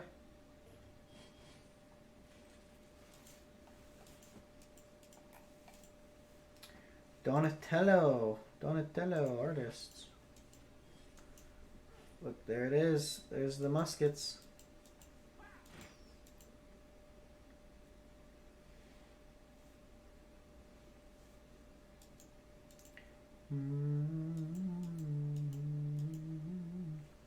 The city count, I guess. No, he had double monumentality. He kind of just got backed into a corner. You know, he's literally pinched between two enemy players, and then you have Indonesia down here taking up some of this land too. So it's like really didn't have anywhere to go. So he's sitting here with Defender in these cities, and that's kind of just how it is.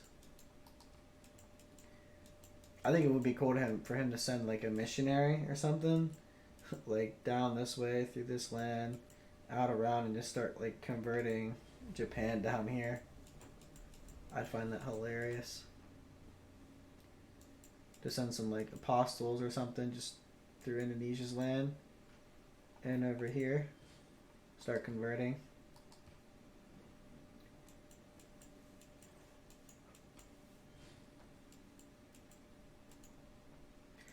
What's their view?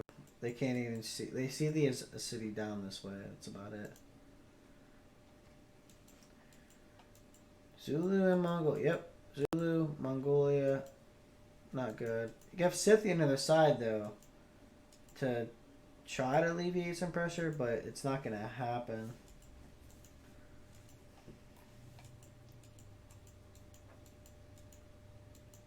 That's why he took Defender. Pagodas, Tithe, Defender, and Reliquaries.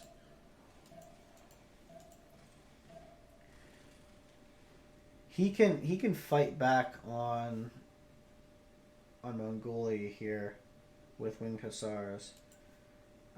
But it seems like Moel has the last moves, like disgusting last moves. I don't like when you started the raid. There was a point where these walls got down to that level, and he was just going back. Mongolia was last moving in, shooting, and then first move shift entering. Oh, it was. You would not have been happy about it. He's getting catapults, right? I would argue get a siege tower or a battering. I think he'd have siege towers on. Get a siege tower down here just to deal to do damage to walls while you get some catapults up, right? Have it already down here. But I think either way though, and that's probably what his thought process is that muskets are going to do a lot of damage to the walls regardless. And he has enough of them that he can wait that out. I mean, defenders everywhere. He also has chokes on this side that he can defend. So like he's in a defensible position with defender. So I think rage is fine. But yeah, like you said, the whole last move, shift enter, first move, it's ridiculous. Right? I think shift enter needs to be taken out. Right? Like it should not end your turn. Like that. There should be not a way to like force end your turn like that. But I understand like maybe you need to force end your turn.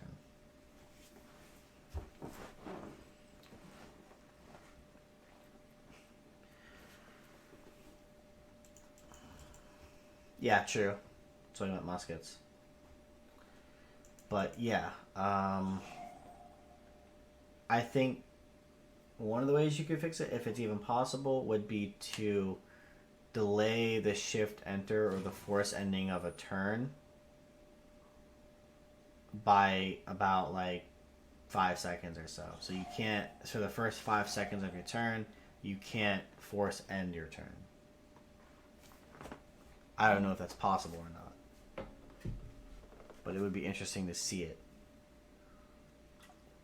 So people can't do that.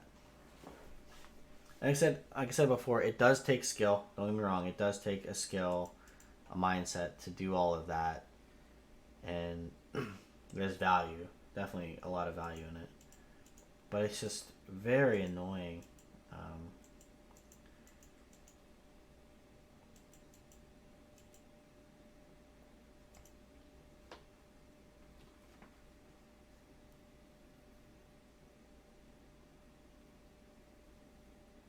Just don't lose units. Easy. Don't lose units. Yeah, I get your point, but it's impossible, right? If you have a weaker computer, you're gonna get those last moves, right? And the only way to really deal with it is to like stop the shift entering of the force ending your turn. That's the only way you're gonna prevent it, because you can't control what people use for their PCs. You can't keep the game in sync for people unless there's dedicated servers. I think if there was a dedicated server from Firaxis, it would make a huge difference, and I don't think you would have these turns where people have extra time. Well, extra time. Like they get delayed time and it gets added on at the end. But until something like that is done or changed, fixed, the force ending of your turn being delayed would put that process on a halt, like halt entirely.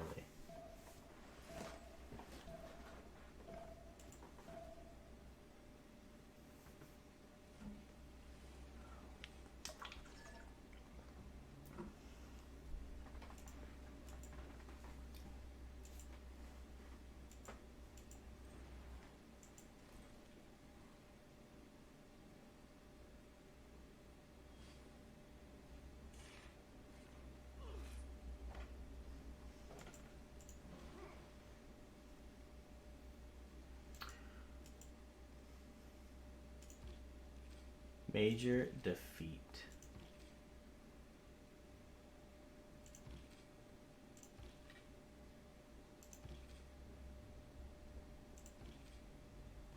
Why is that? Why is this one major defeat? Because he's damaged?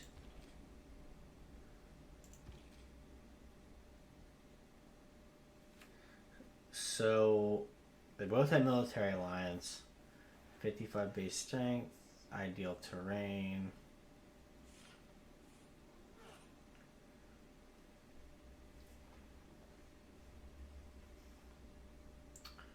General.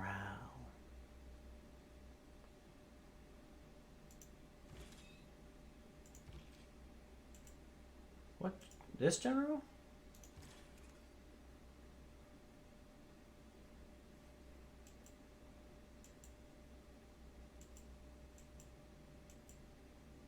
Oh, Koshik's down here pillaging. Missed that.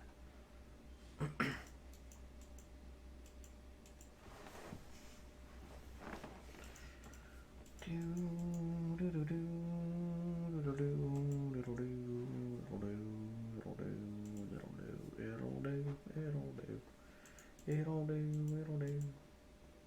Alright, got some catapults up here.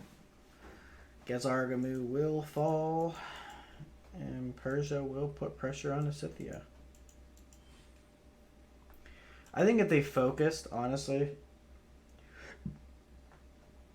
on one or the other, right? Just focus on it and go after, like, just go after Poland. They could do a ton of damage. Persia's general doesn't hit soft one? Both one? What? Galileo's up, which means Isaac should be next after Galileo. Doesn't hit south. Persia's general doesn't hit south. Doesn't hit the south one.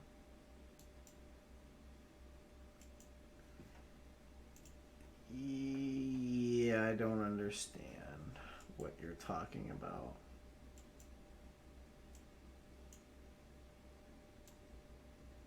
What Persian general?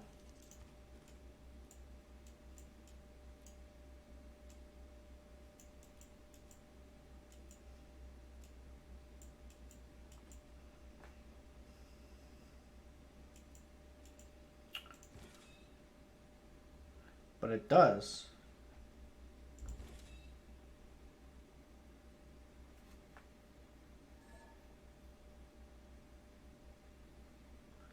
But it shows it's in its grasp here. +5 combat. Literally, +5 combat from Great General. It's hit. But I still clicked here.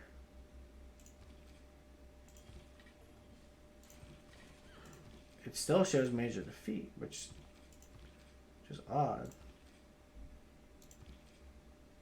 No, these are minor.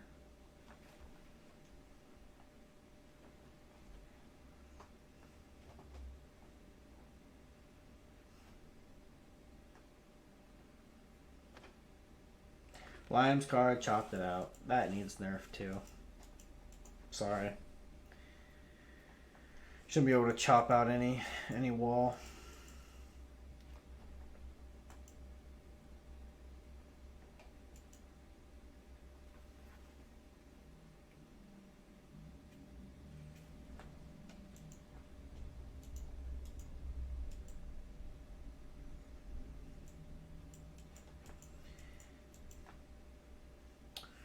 Lime's card, please nerf, please nerf, please nerf.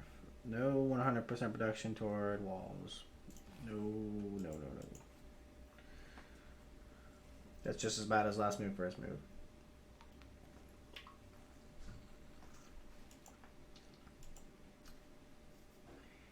Can't really push in.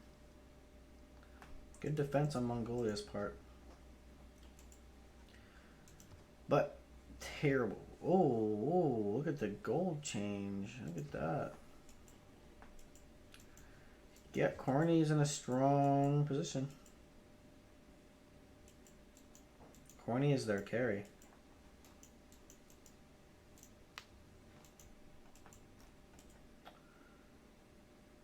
Theater Square. Hussars are kind of bad, I think. He risks giving them. Yeah. I mean, but it's Poland, so you kind of have to go with the Hussars. Like, that's kind of your, I guess, the bread and butter.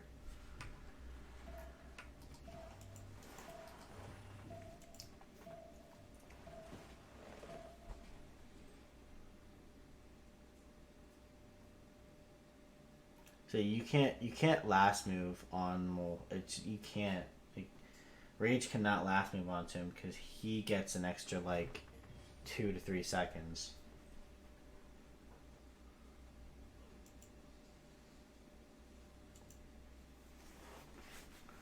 Yeah, he gets like an extra 2 to 3 seconds to do what he needs to do.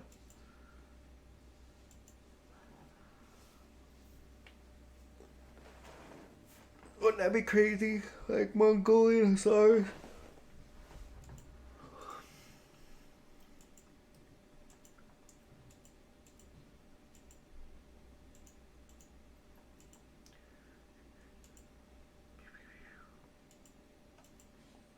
Foreign Ministry. Yeah, he's... I mean, no one's contesting Japan for the great works. Only Kree has anything. And why would he be running the card this whole time? Yeah, he has some theater, but Kree's got to do something. Hey, Escanar. How you doing? Everyone keeps asking who's winning. So it just changed. TBD is now winning. PPpatrol was in the lead. Many people think PPpatrol is going to win, but I still think TBD is in the stronger position. They have the gold. Rough. They're about even on gold, I'd say. But they are starting to struggle here against TBD for science as well with culture. Yeah, Japan. I mean, Torjid is complete free sim. No way for Indo to even get to him. So, yeah.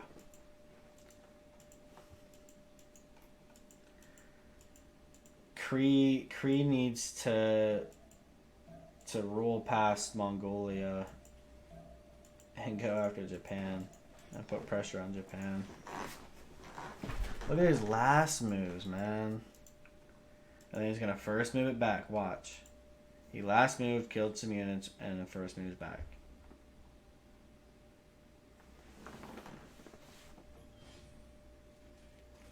See? I understand the issue with it, and it's very annoying. It's quite annoying, and it's not entirely unstoppable.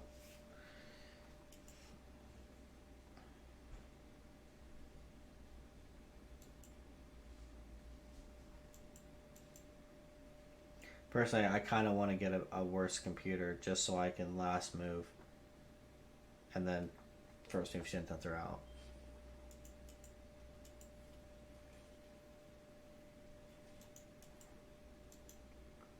Scythia's in... I'm not sure what Scythia's going on here. Diplomatic quarter. Not really sure what the plan is.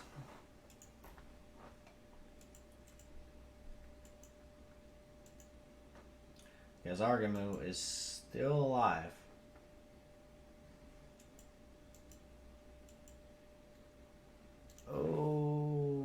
running project.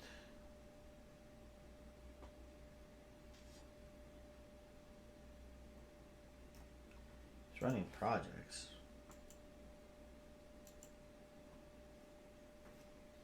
Maybe he takes it and running more projects.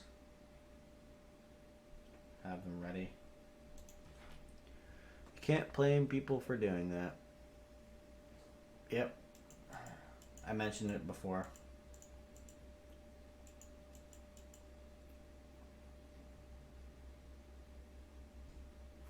I mean, why would they? They don't care about multiplayer. They only care about the single player aspect of it. And as the multiplayer community continues to grow, and we get more people playing, more people wanting to watch these tournaments, watching tournaments, casting tournaments, hosting tournaments, and the Silver World Cup, all this stuff, and they still just don't care about multiplayer. Like, we want the multiplayer. Give us what we want.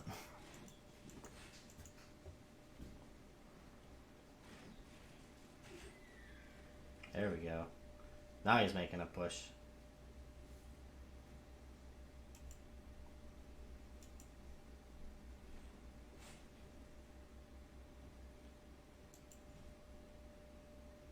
Three turns though, with the Limes card, chops.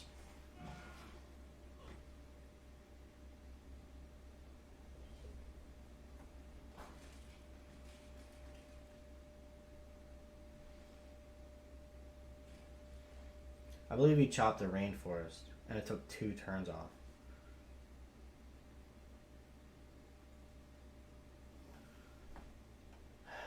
Yeah, I can check text. Metal casting, gunpowder, construction, education, ballistics, castles, and metal casting. Does Mongolia have a spy? I don't know how to check that. Guess we could... +4 support bonus? Does that count?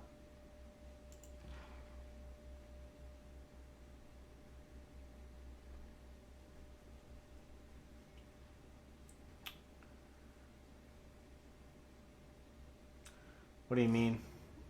In a way that they're bugged. By the way, Mole's getting metal casting. And Zulu gets gunpowder and 4.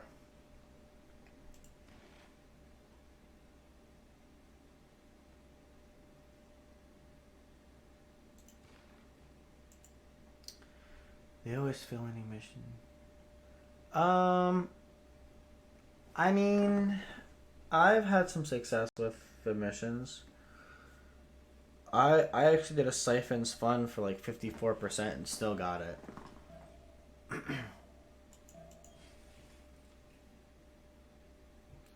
End turn pause because someone DC'd. Someone crashed. There's been a lot of crashes lately with this game.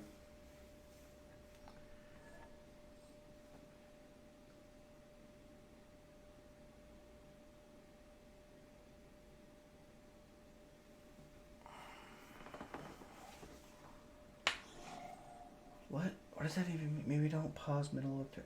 It's not pause in the middle of the turn. What are you talking about? Pause at the end. Your spy failed gaining intel 100%. I've never seen that before. I have never seen that before.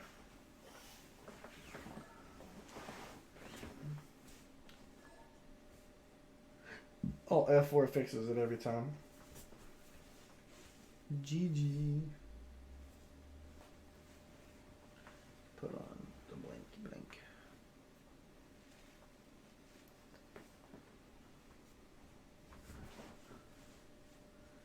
Well, then what? His turn lasts a lot longer. Yeah, that's what I said. He gets a lot of extra time. That's why he can do his last moves. And then he shut theirs out. Which is ridiculous. Ridiculous.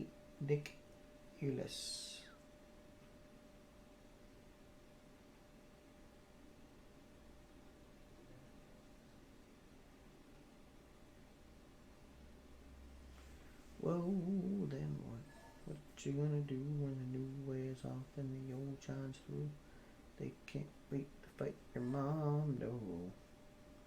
Your teen plus? Of course.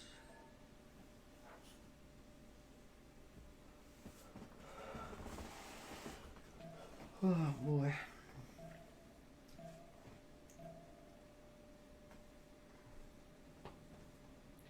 Yep. Last moves. Oh, there's no turn timer though, because of disconnect.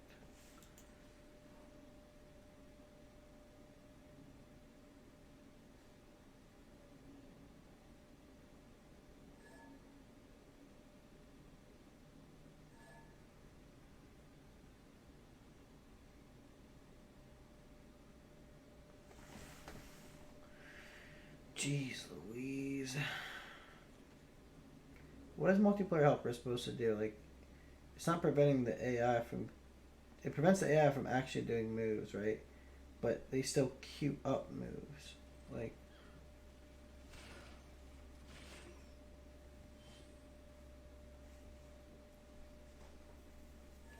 Jack, fix, please.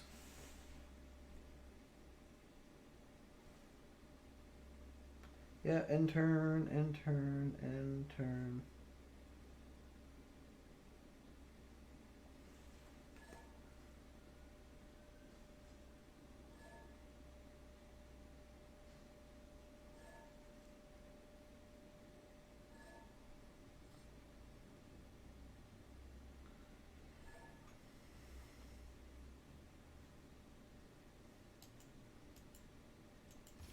I mean, he already attacked, so...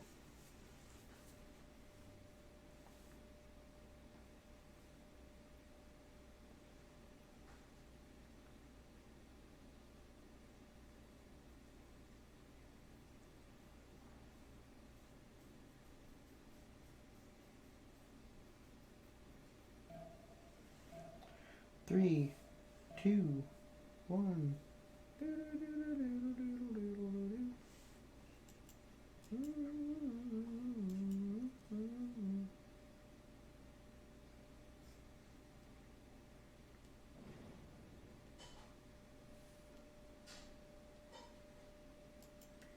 Whoa, then what?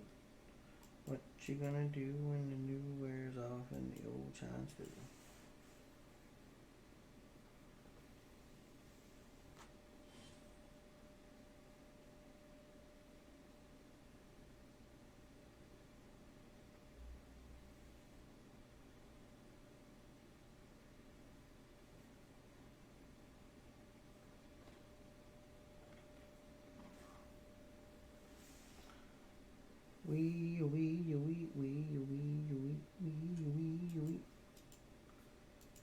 Where's the action? Where's the action? Oh wow. Looks like this city might fall.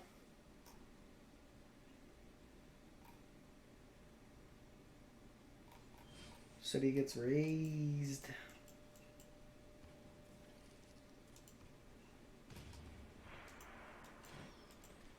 Oh, bombard.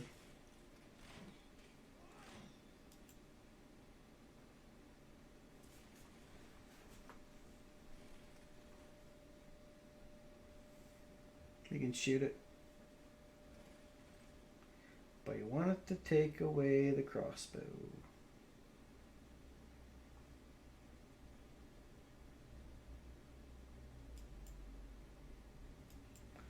Nobody knows the trouble I've seen.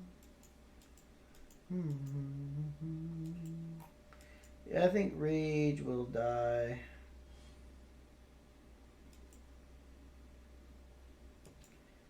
Rage is in a terrible position.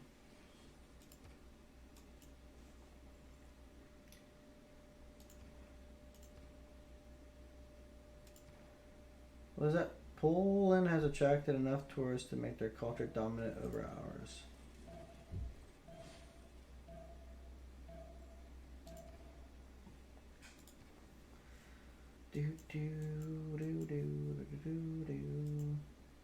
Universities. TBD is gonna win this game. Yeah, TBD is gonna win for sure.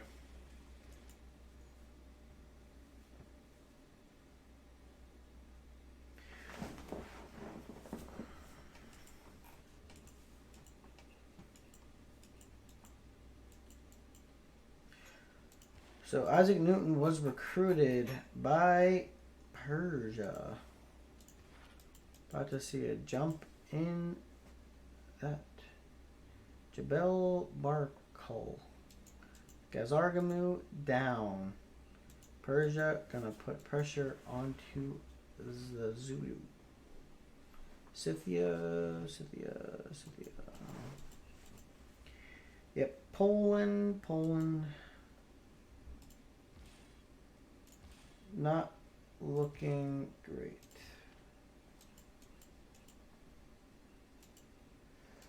There nobody's getting a push in on. Nobody's getting a push on to Mongolia here.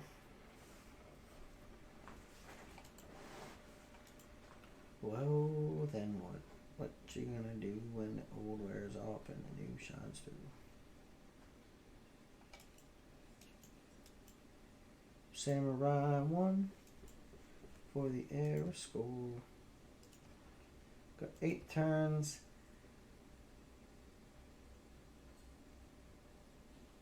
He needs 8 more to get a heroic age. Looks like everyone else is going to go into a dark age. Seems like it. Let's see if Falcon can get a heroic age. That would help.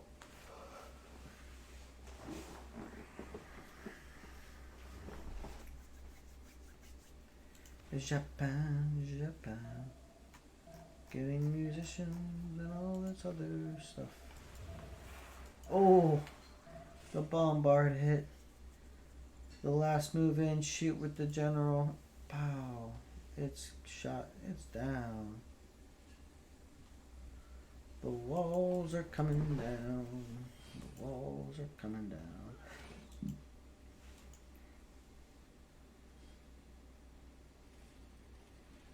Immediately shot the walls down. Boom.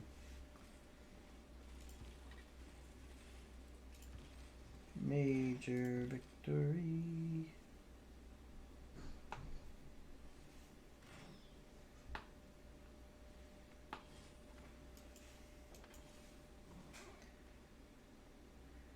And now the push back from Mongolia on the Poland.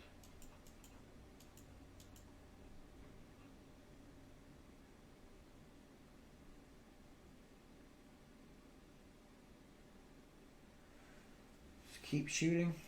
Promote up that catapult.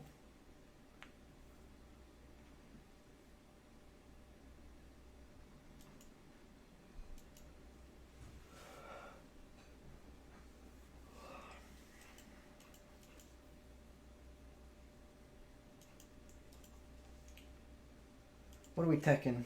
Ballistics, education, mass production, ballistics. Ballistics, people going for the kerosene push.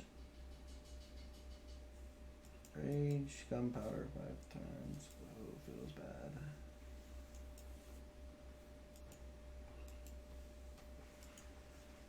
What are you gonna do with musket?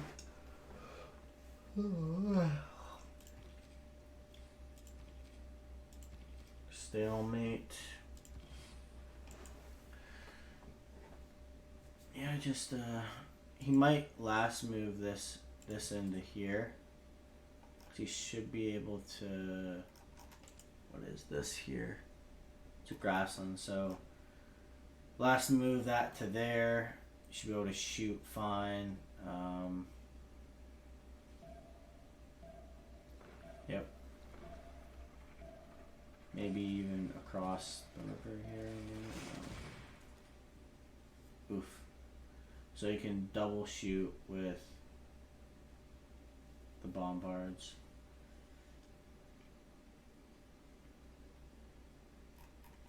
Yeah, double shoot with the bombards.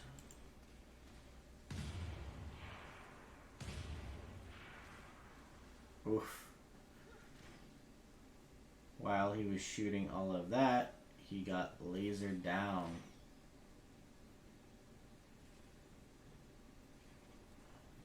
Got lasered down.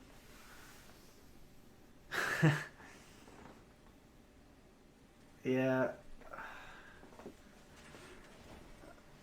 It's okay. I'm sorry. It's an early morning for me.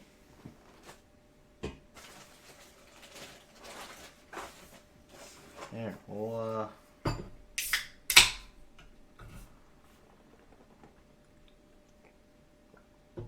try to get some energy.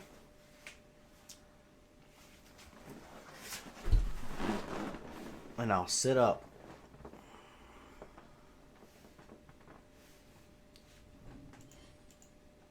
Try to work on my posture. Mongolian spy right there on Kree.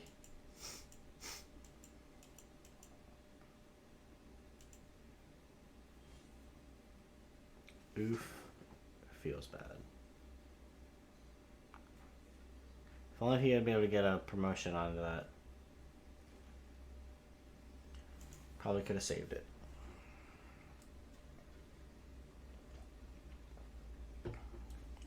But look, you see how the experience changed him? He only has one Keshik with promotion on it. P for pillage.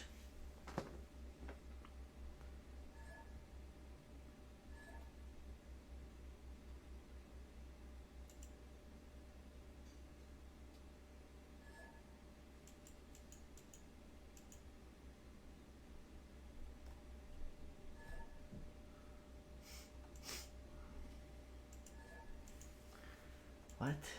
What is he talking about?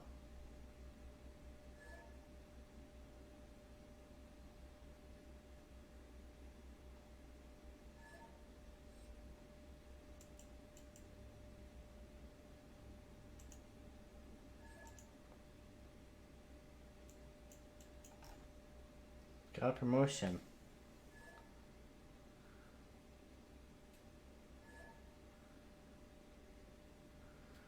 Oh my goodness. Oh my god, you're shooting down my cities. Not fair.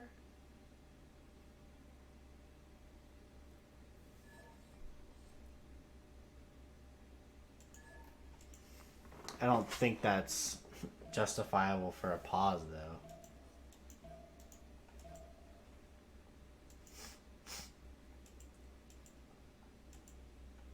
Yeah, whatever.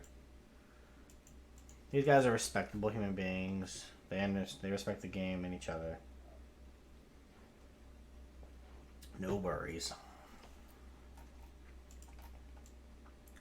Try to keep them both in the screen here.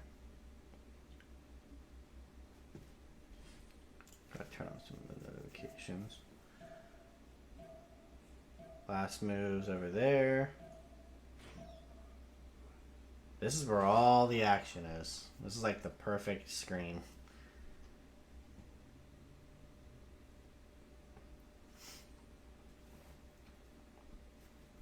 Let's go just a little bit more. There we go. All right, that city's down over here. Does he raise it? Depends if he shoots with all of his Keshiks.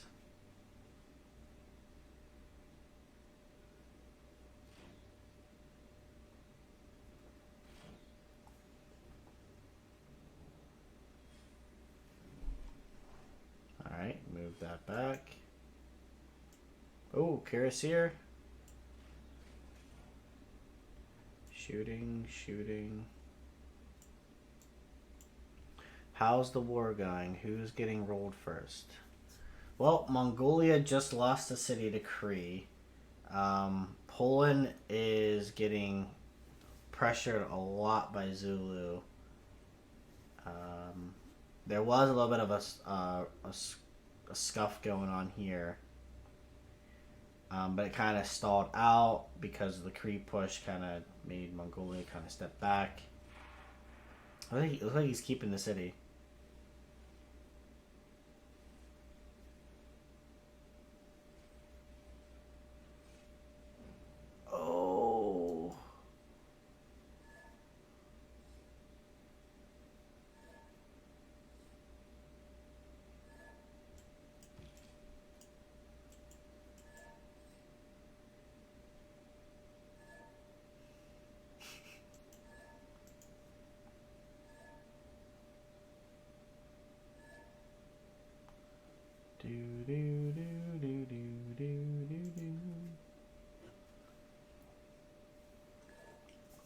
We got some drama going on.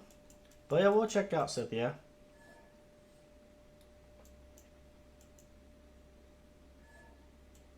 Scythia is kind of sitting back, preparing a defense against Persia, most likely.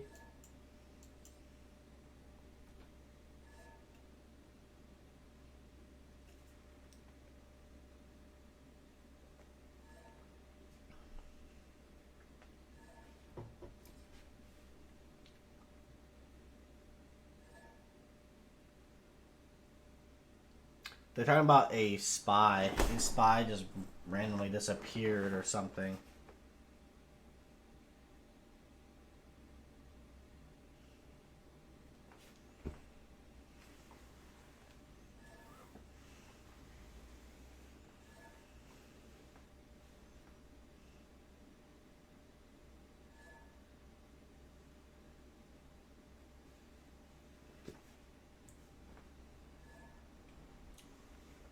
Ask referee. Yep.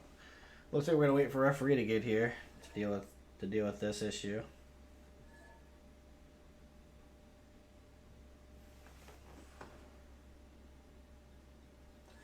It'll probably end in a re-lobby.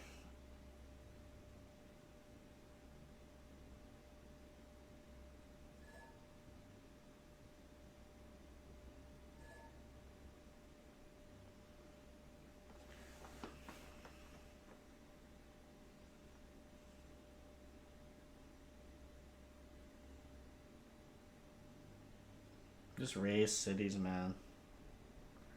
Yeah, something along the lines where I don't know the bug. I haven't seen it, but something with the spy, it kind of does something different, and his spy disappeared, or it stopped doing the intel. So Mongolia got a combat advantage, a significant one, over Kree.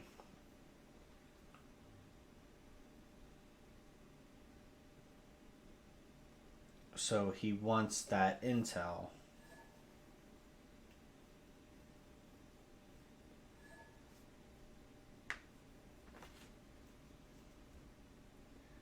How do you use it for intel? The spy, you do diplomatic visibility. It's a mission. You put it in a city. Further down, you don't want to put it in a city you're about to take. You put it in a city, and while that spy is in that city doing that mission, you get a combat bonus on that player.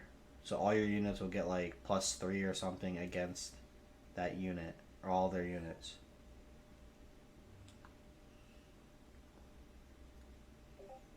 So okay, Mordecai says the spies are bugged, are not completing their missions.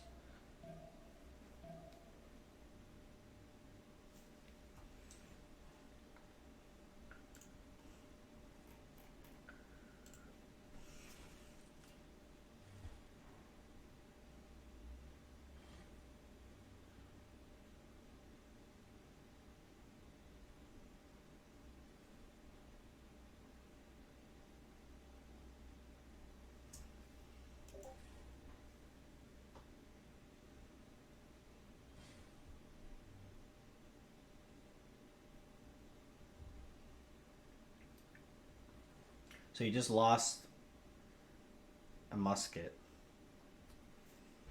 over that. So what he should do, shoot the city down again, take it, just raise it, get rid of it.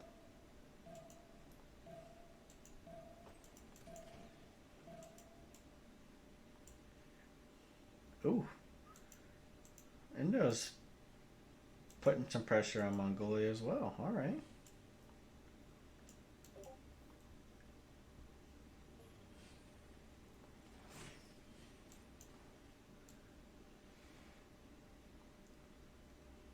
Sorry if I'm not like going across on everyone. This is where the action is. This is where I want to see the war moves.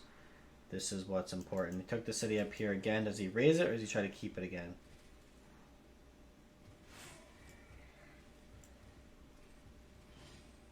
Oh, Mongolian winged hussar. Let's go. Mongolia winged hussar. We got to see it. He is going to keep this city.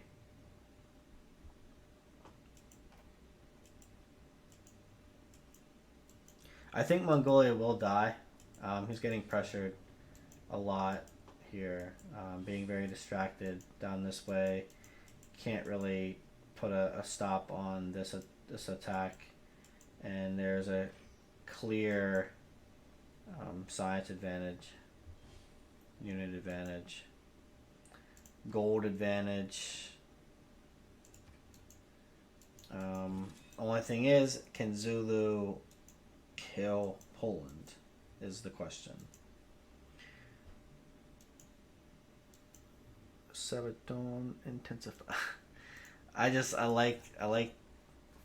like this ability of Mongolia to take cavalry units, because you can see Mongolian Barus, Mongolian Hussars. You could even see a Mongolian Black Army if someone's playing Hungary. Hussar is the other unique unit of Hungary. It's just really cool to see those. How he manages to just keep that alive and heal it up and just smack some things with it.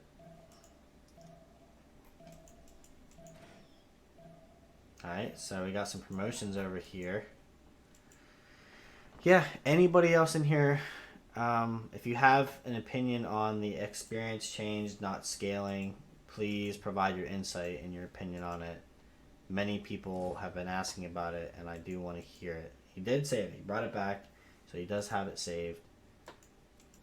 Winged Hussar. Kree blocking that choke.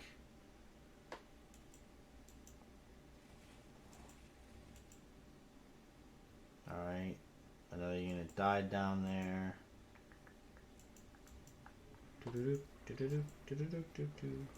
Yeah, I think Poland dies and Mongolia dies. Which then will put pressure onto Japan. Right? And these are the techs. The civics. Enlightenment.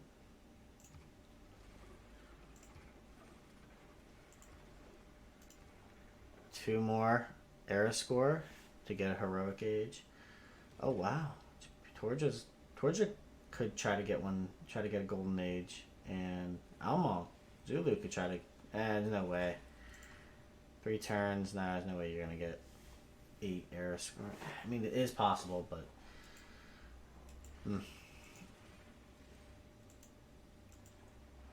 field cans against Keshigs, yeah, GG.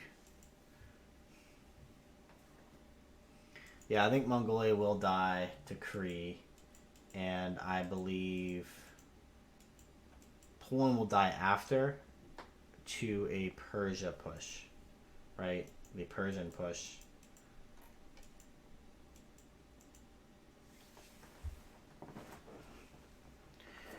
Do need to step away.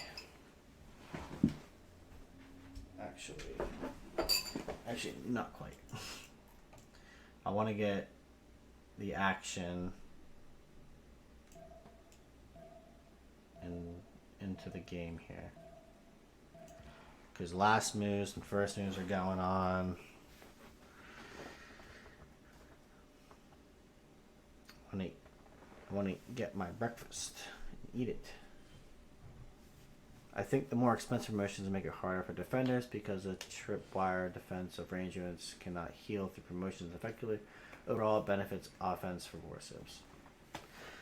I think that's a good analysis of the change. From what I've seen so far, I think that's an accurate analysis of everything. Ooh, Cuirassier from there. Are these all stacked units? You gotta unstack those units, man. What are you doing? Reload. Let's go. Kidding. Yeah. So you got one Cuirassier, but the thing is, the gold. Like, they don't have enough gold to keep Mongolia going to deal with this. Kree has his own gold, his own economy to deal with this.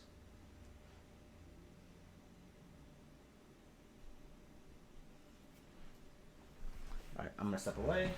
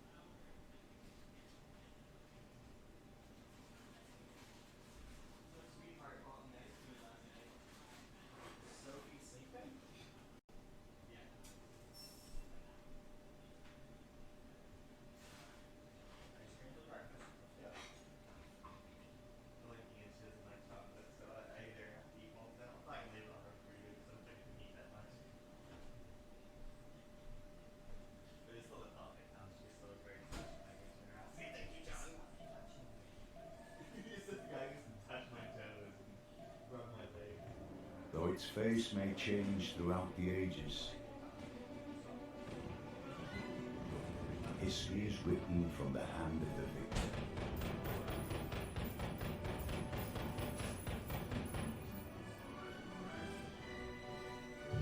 By your actions this day, you ensure our people a glorious tomorrow.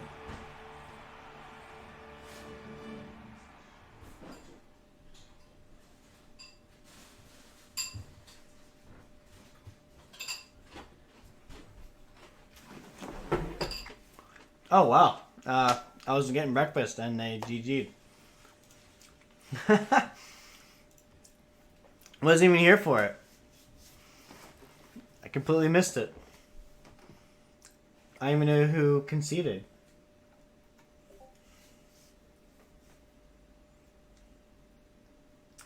Start next after short pause. I think you're going to do another one.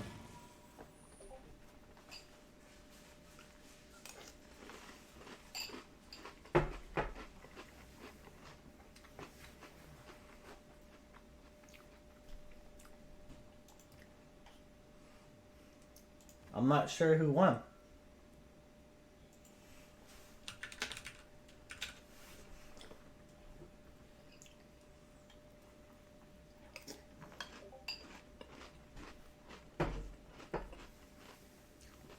So TBD won.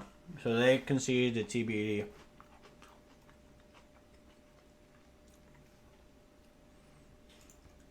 I think they might try to actually play another one because I think the series is 1-1 right now, so they might try to play another one to finish it up. So I wasn't scheduled to cast that. I don't know if I can.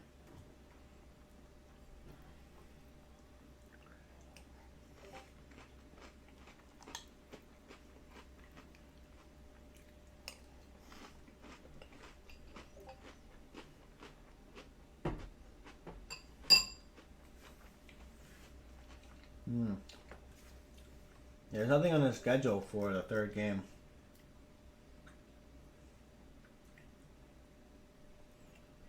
Maybe we can pop in.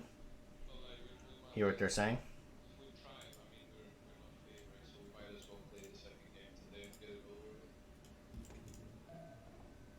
It all comes down to this, but we need organizer to decide for map.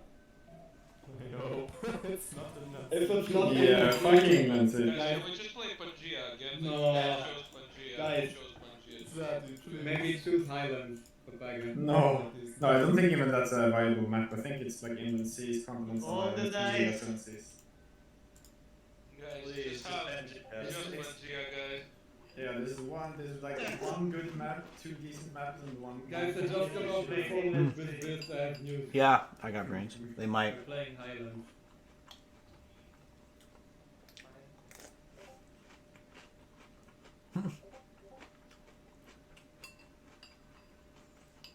I don't. The organizers might not realize that you're trolling them, by the way. So please. How is this not obvious? What? Map will be opposed by organizers. Oh boy. No, it's gonna be in C. You just know it's gonna be No. in C. Impose Pangea on us, actually. Why do you use the word impose? Why not just show some? What? Why They want to show their power. They were I expecting just French in the finals, man, so you know. to propose. They love the inland seas and all the other bullshit. Don't wait the no. Wait, why did they flip it? Well, I think it's for not host. even a good one. For host. I think it's for host. Yeah, that should be flipped, but the map should just be decided as Pangea or 7 Seas. Wait, what if you just leave Pangea on an accident? Yeah, what about it? Guys, we shall respect host decision, but we will not re-lobby. No, any they're asking what mistake map we without played so doubting. far. Maybe we lie and say we played in Seas twice. So loud. Why do people don't like England Sea? What do you mean? England Sea is like the worst map. You're forced to play. Wanna flip a coin? They might. in all the French cities. Yeah, but it's a thing fest, it's fun. You get It's host. fun. Guys, you get If host, by the way. You can put up lobby already. Maybe you enjoy settling completely non-fresh without a single hill, but and single lap. But I Okay. don't enjoy it. You know what happened? I think when I was 4 pop going on my my second settler, flood hit my city, went from 4 pop to 1 pop. Oh wow. Yeah, I lost all the How production. much did you get yields at least? No, Yeah, you get one more yields. production. Yeah, one more production on a 2 food tile. Oh. Well, eventually it will be worth it in 300 Before that, he found a pop hut. Alright, well, And then forest fire. I guess that's the match. Guys, did TBD you see won. First expand? That's Game over. interesting. I don't think I'm gonna be casting the next one. I appreciate you guys coming in, saying hello, all the follows. I just like to give a shout out to that real quick. Dr. Stas, Blaze Blue Bro, and FinArfin72. Thank you for your follows. Homer, thank you for your follow as well. Much appreciated. I stream Monday, Wednesday, Friday. Civ, and I try to stream Tuesday, Thursday with Magic the Gathering. Lobby up on iPhone. And on the weekends, I try to get as many of these Civ World Cup games as I can to cast for all you guys. I know how much you guys like watching them and keeping up with the games. Our spies keep getting But kicked. I was not scheduled. I I mean, didn't I was doing plan a project to host another game. What's the one? I didn't plan to host another game or cast another game, I should say, for the CWC. I'd have to make some adjustments to make this happen, and I haven't been asked to do so. So I casted the second game. I'm going to move forward. And I think this is how it's going to be. So we're going to end this stream. We'll raid somebody else. I guess we'll go raid Jack. We'll raid Jack with you guys. He's playing Dota too. It's not Civ, but I think that's what I need to do.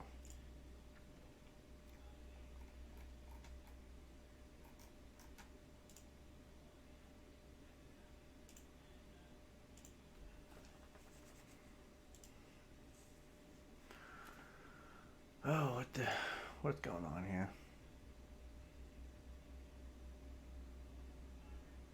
There we go. Like I said, thank you guys for coming in. I like it a lot. But we're gonna raid. We're gonna raid in 5, 4, 3, 2, 1.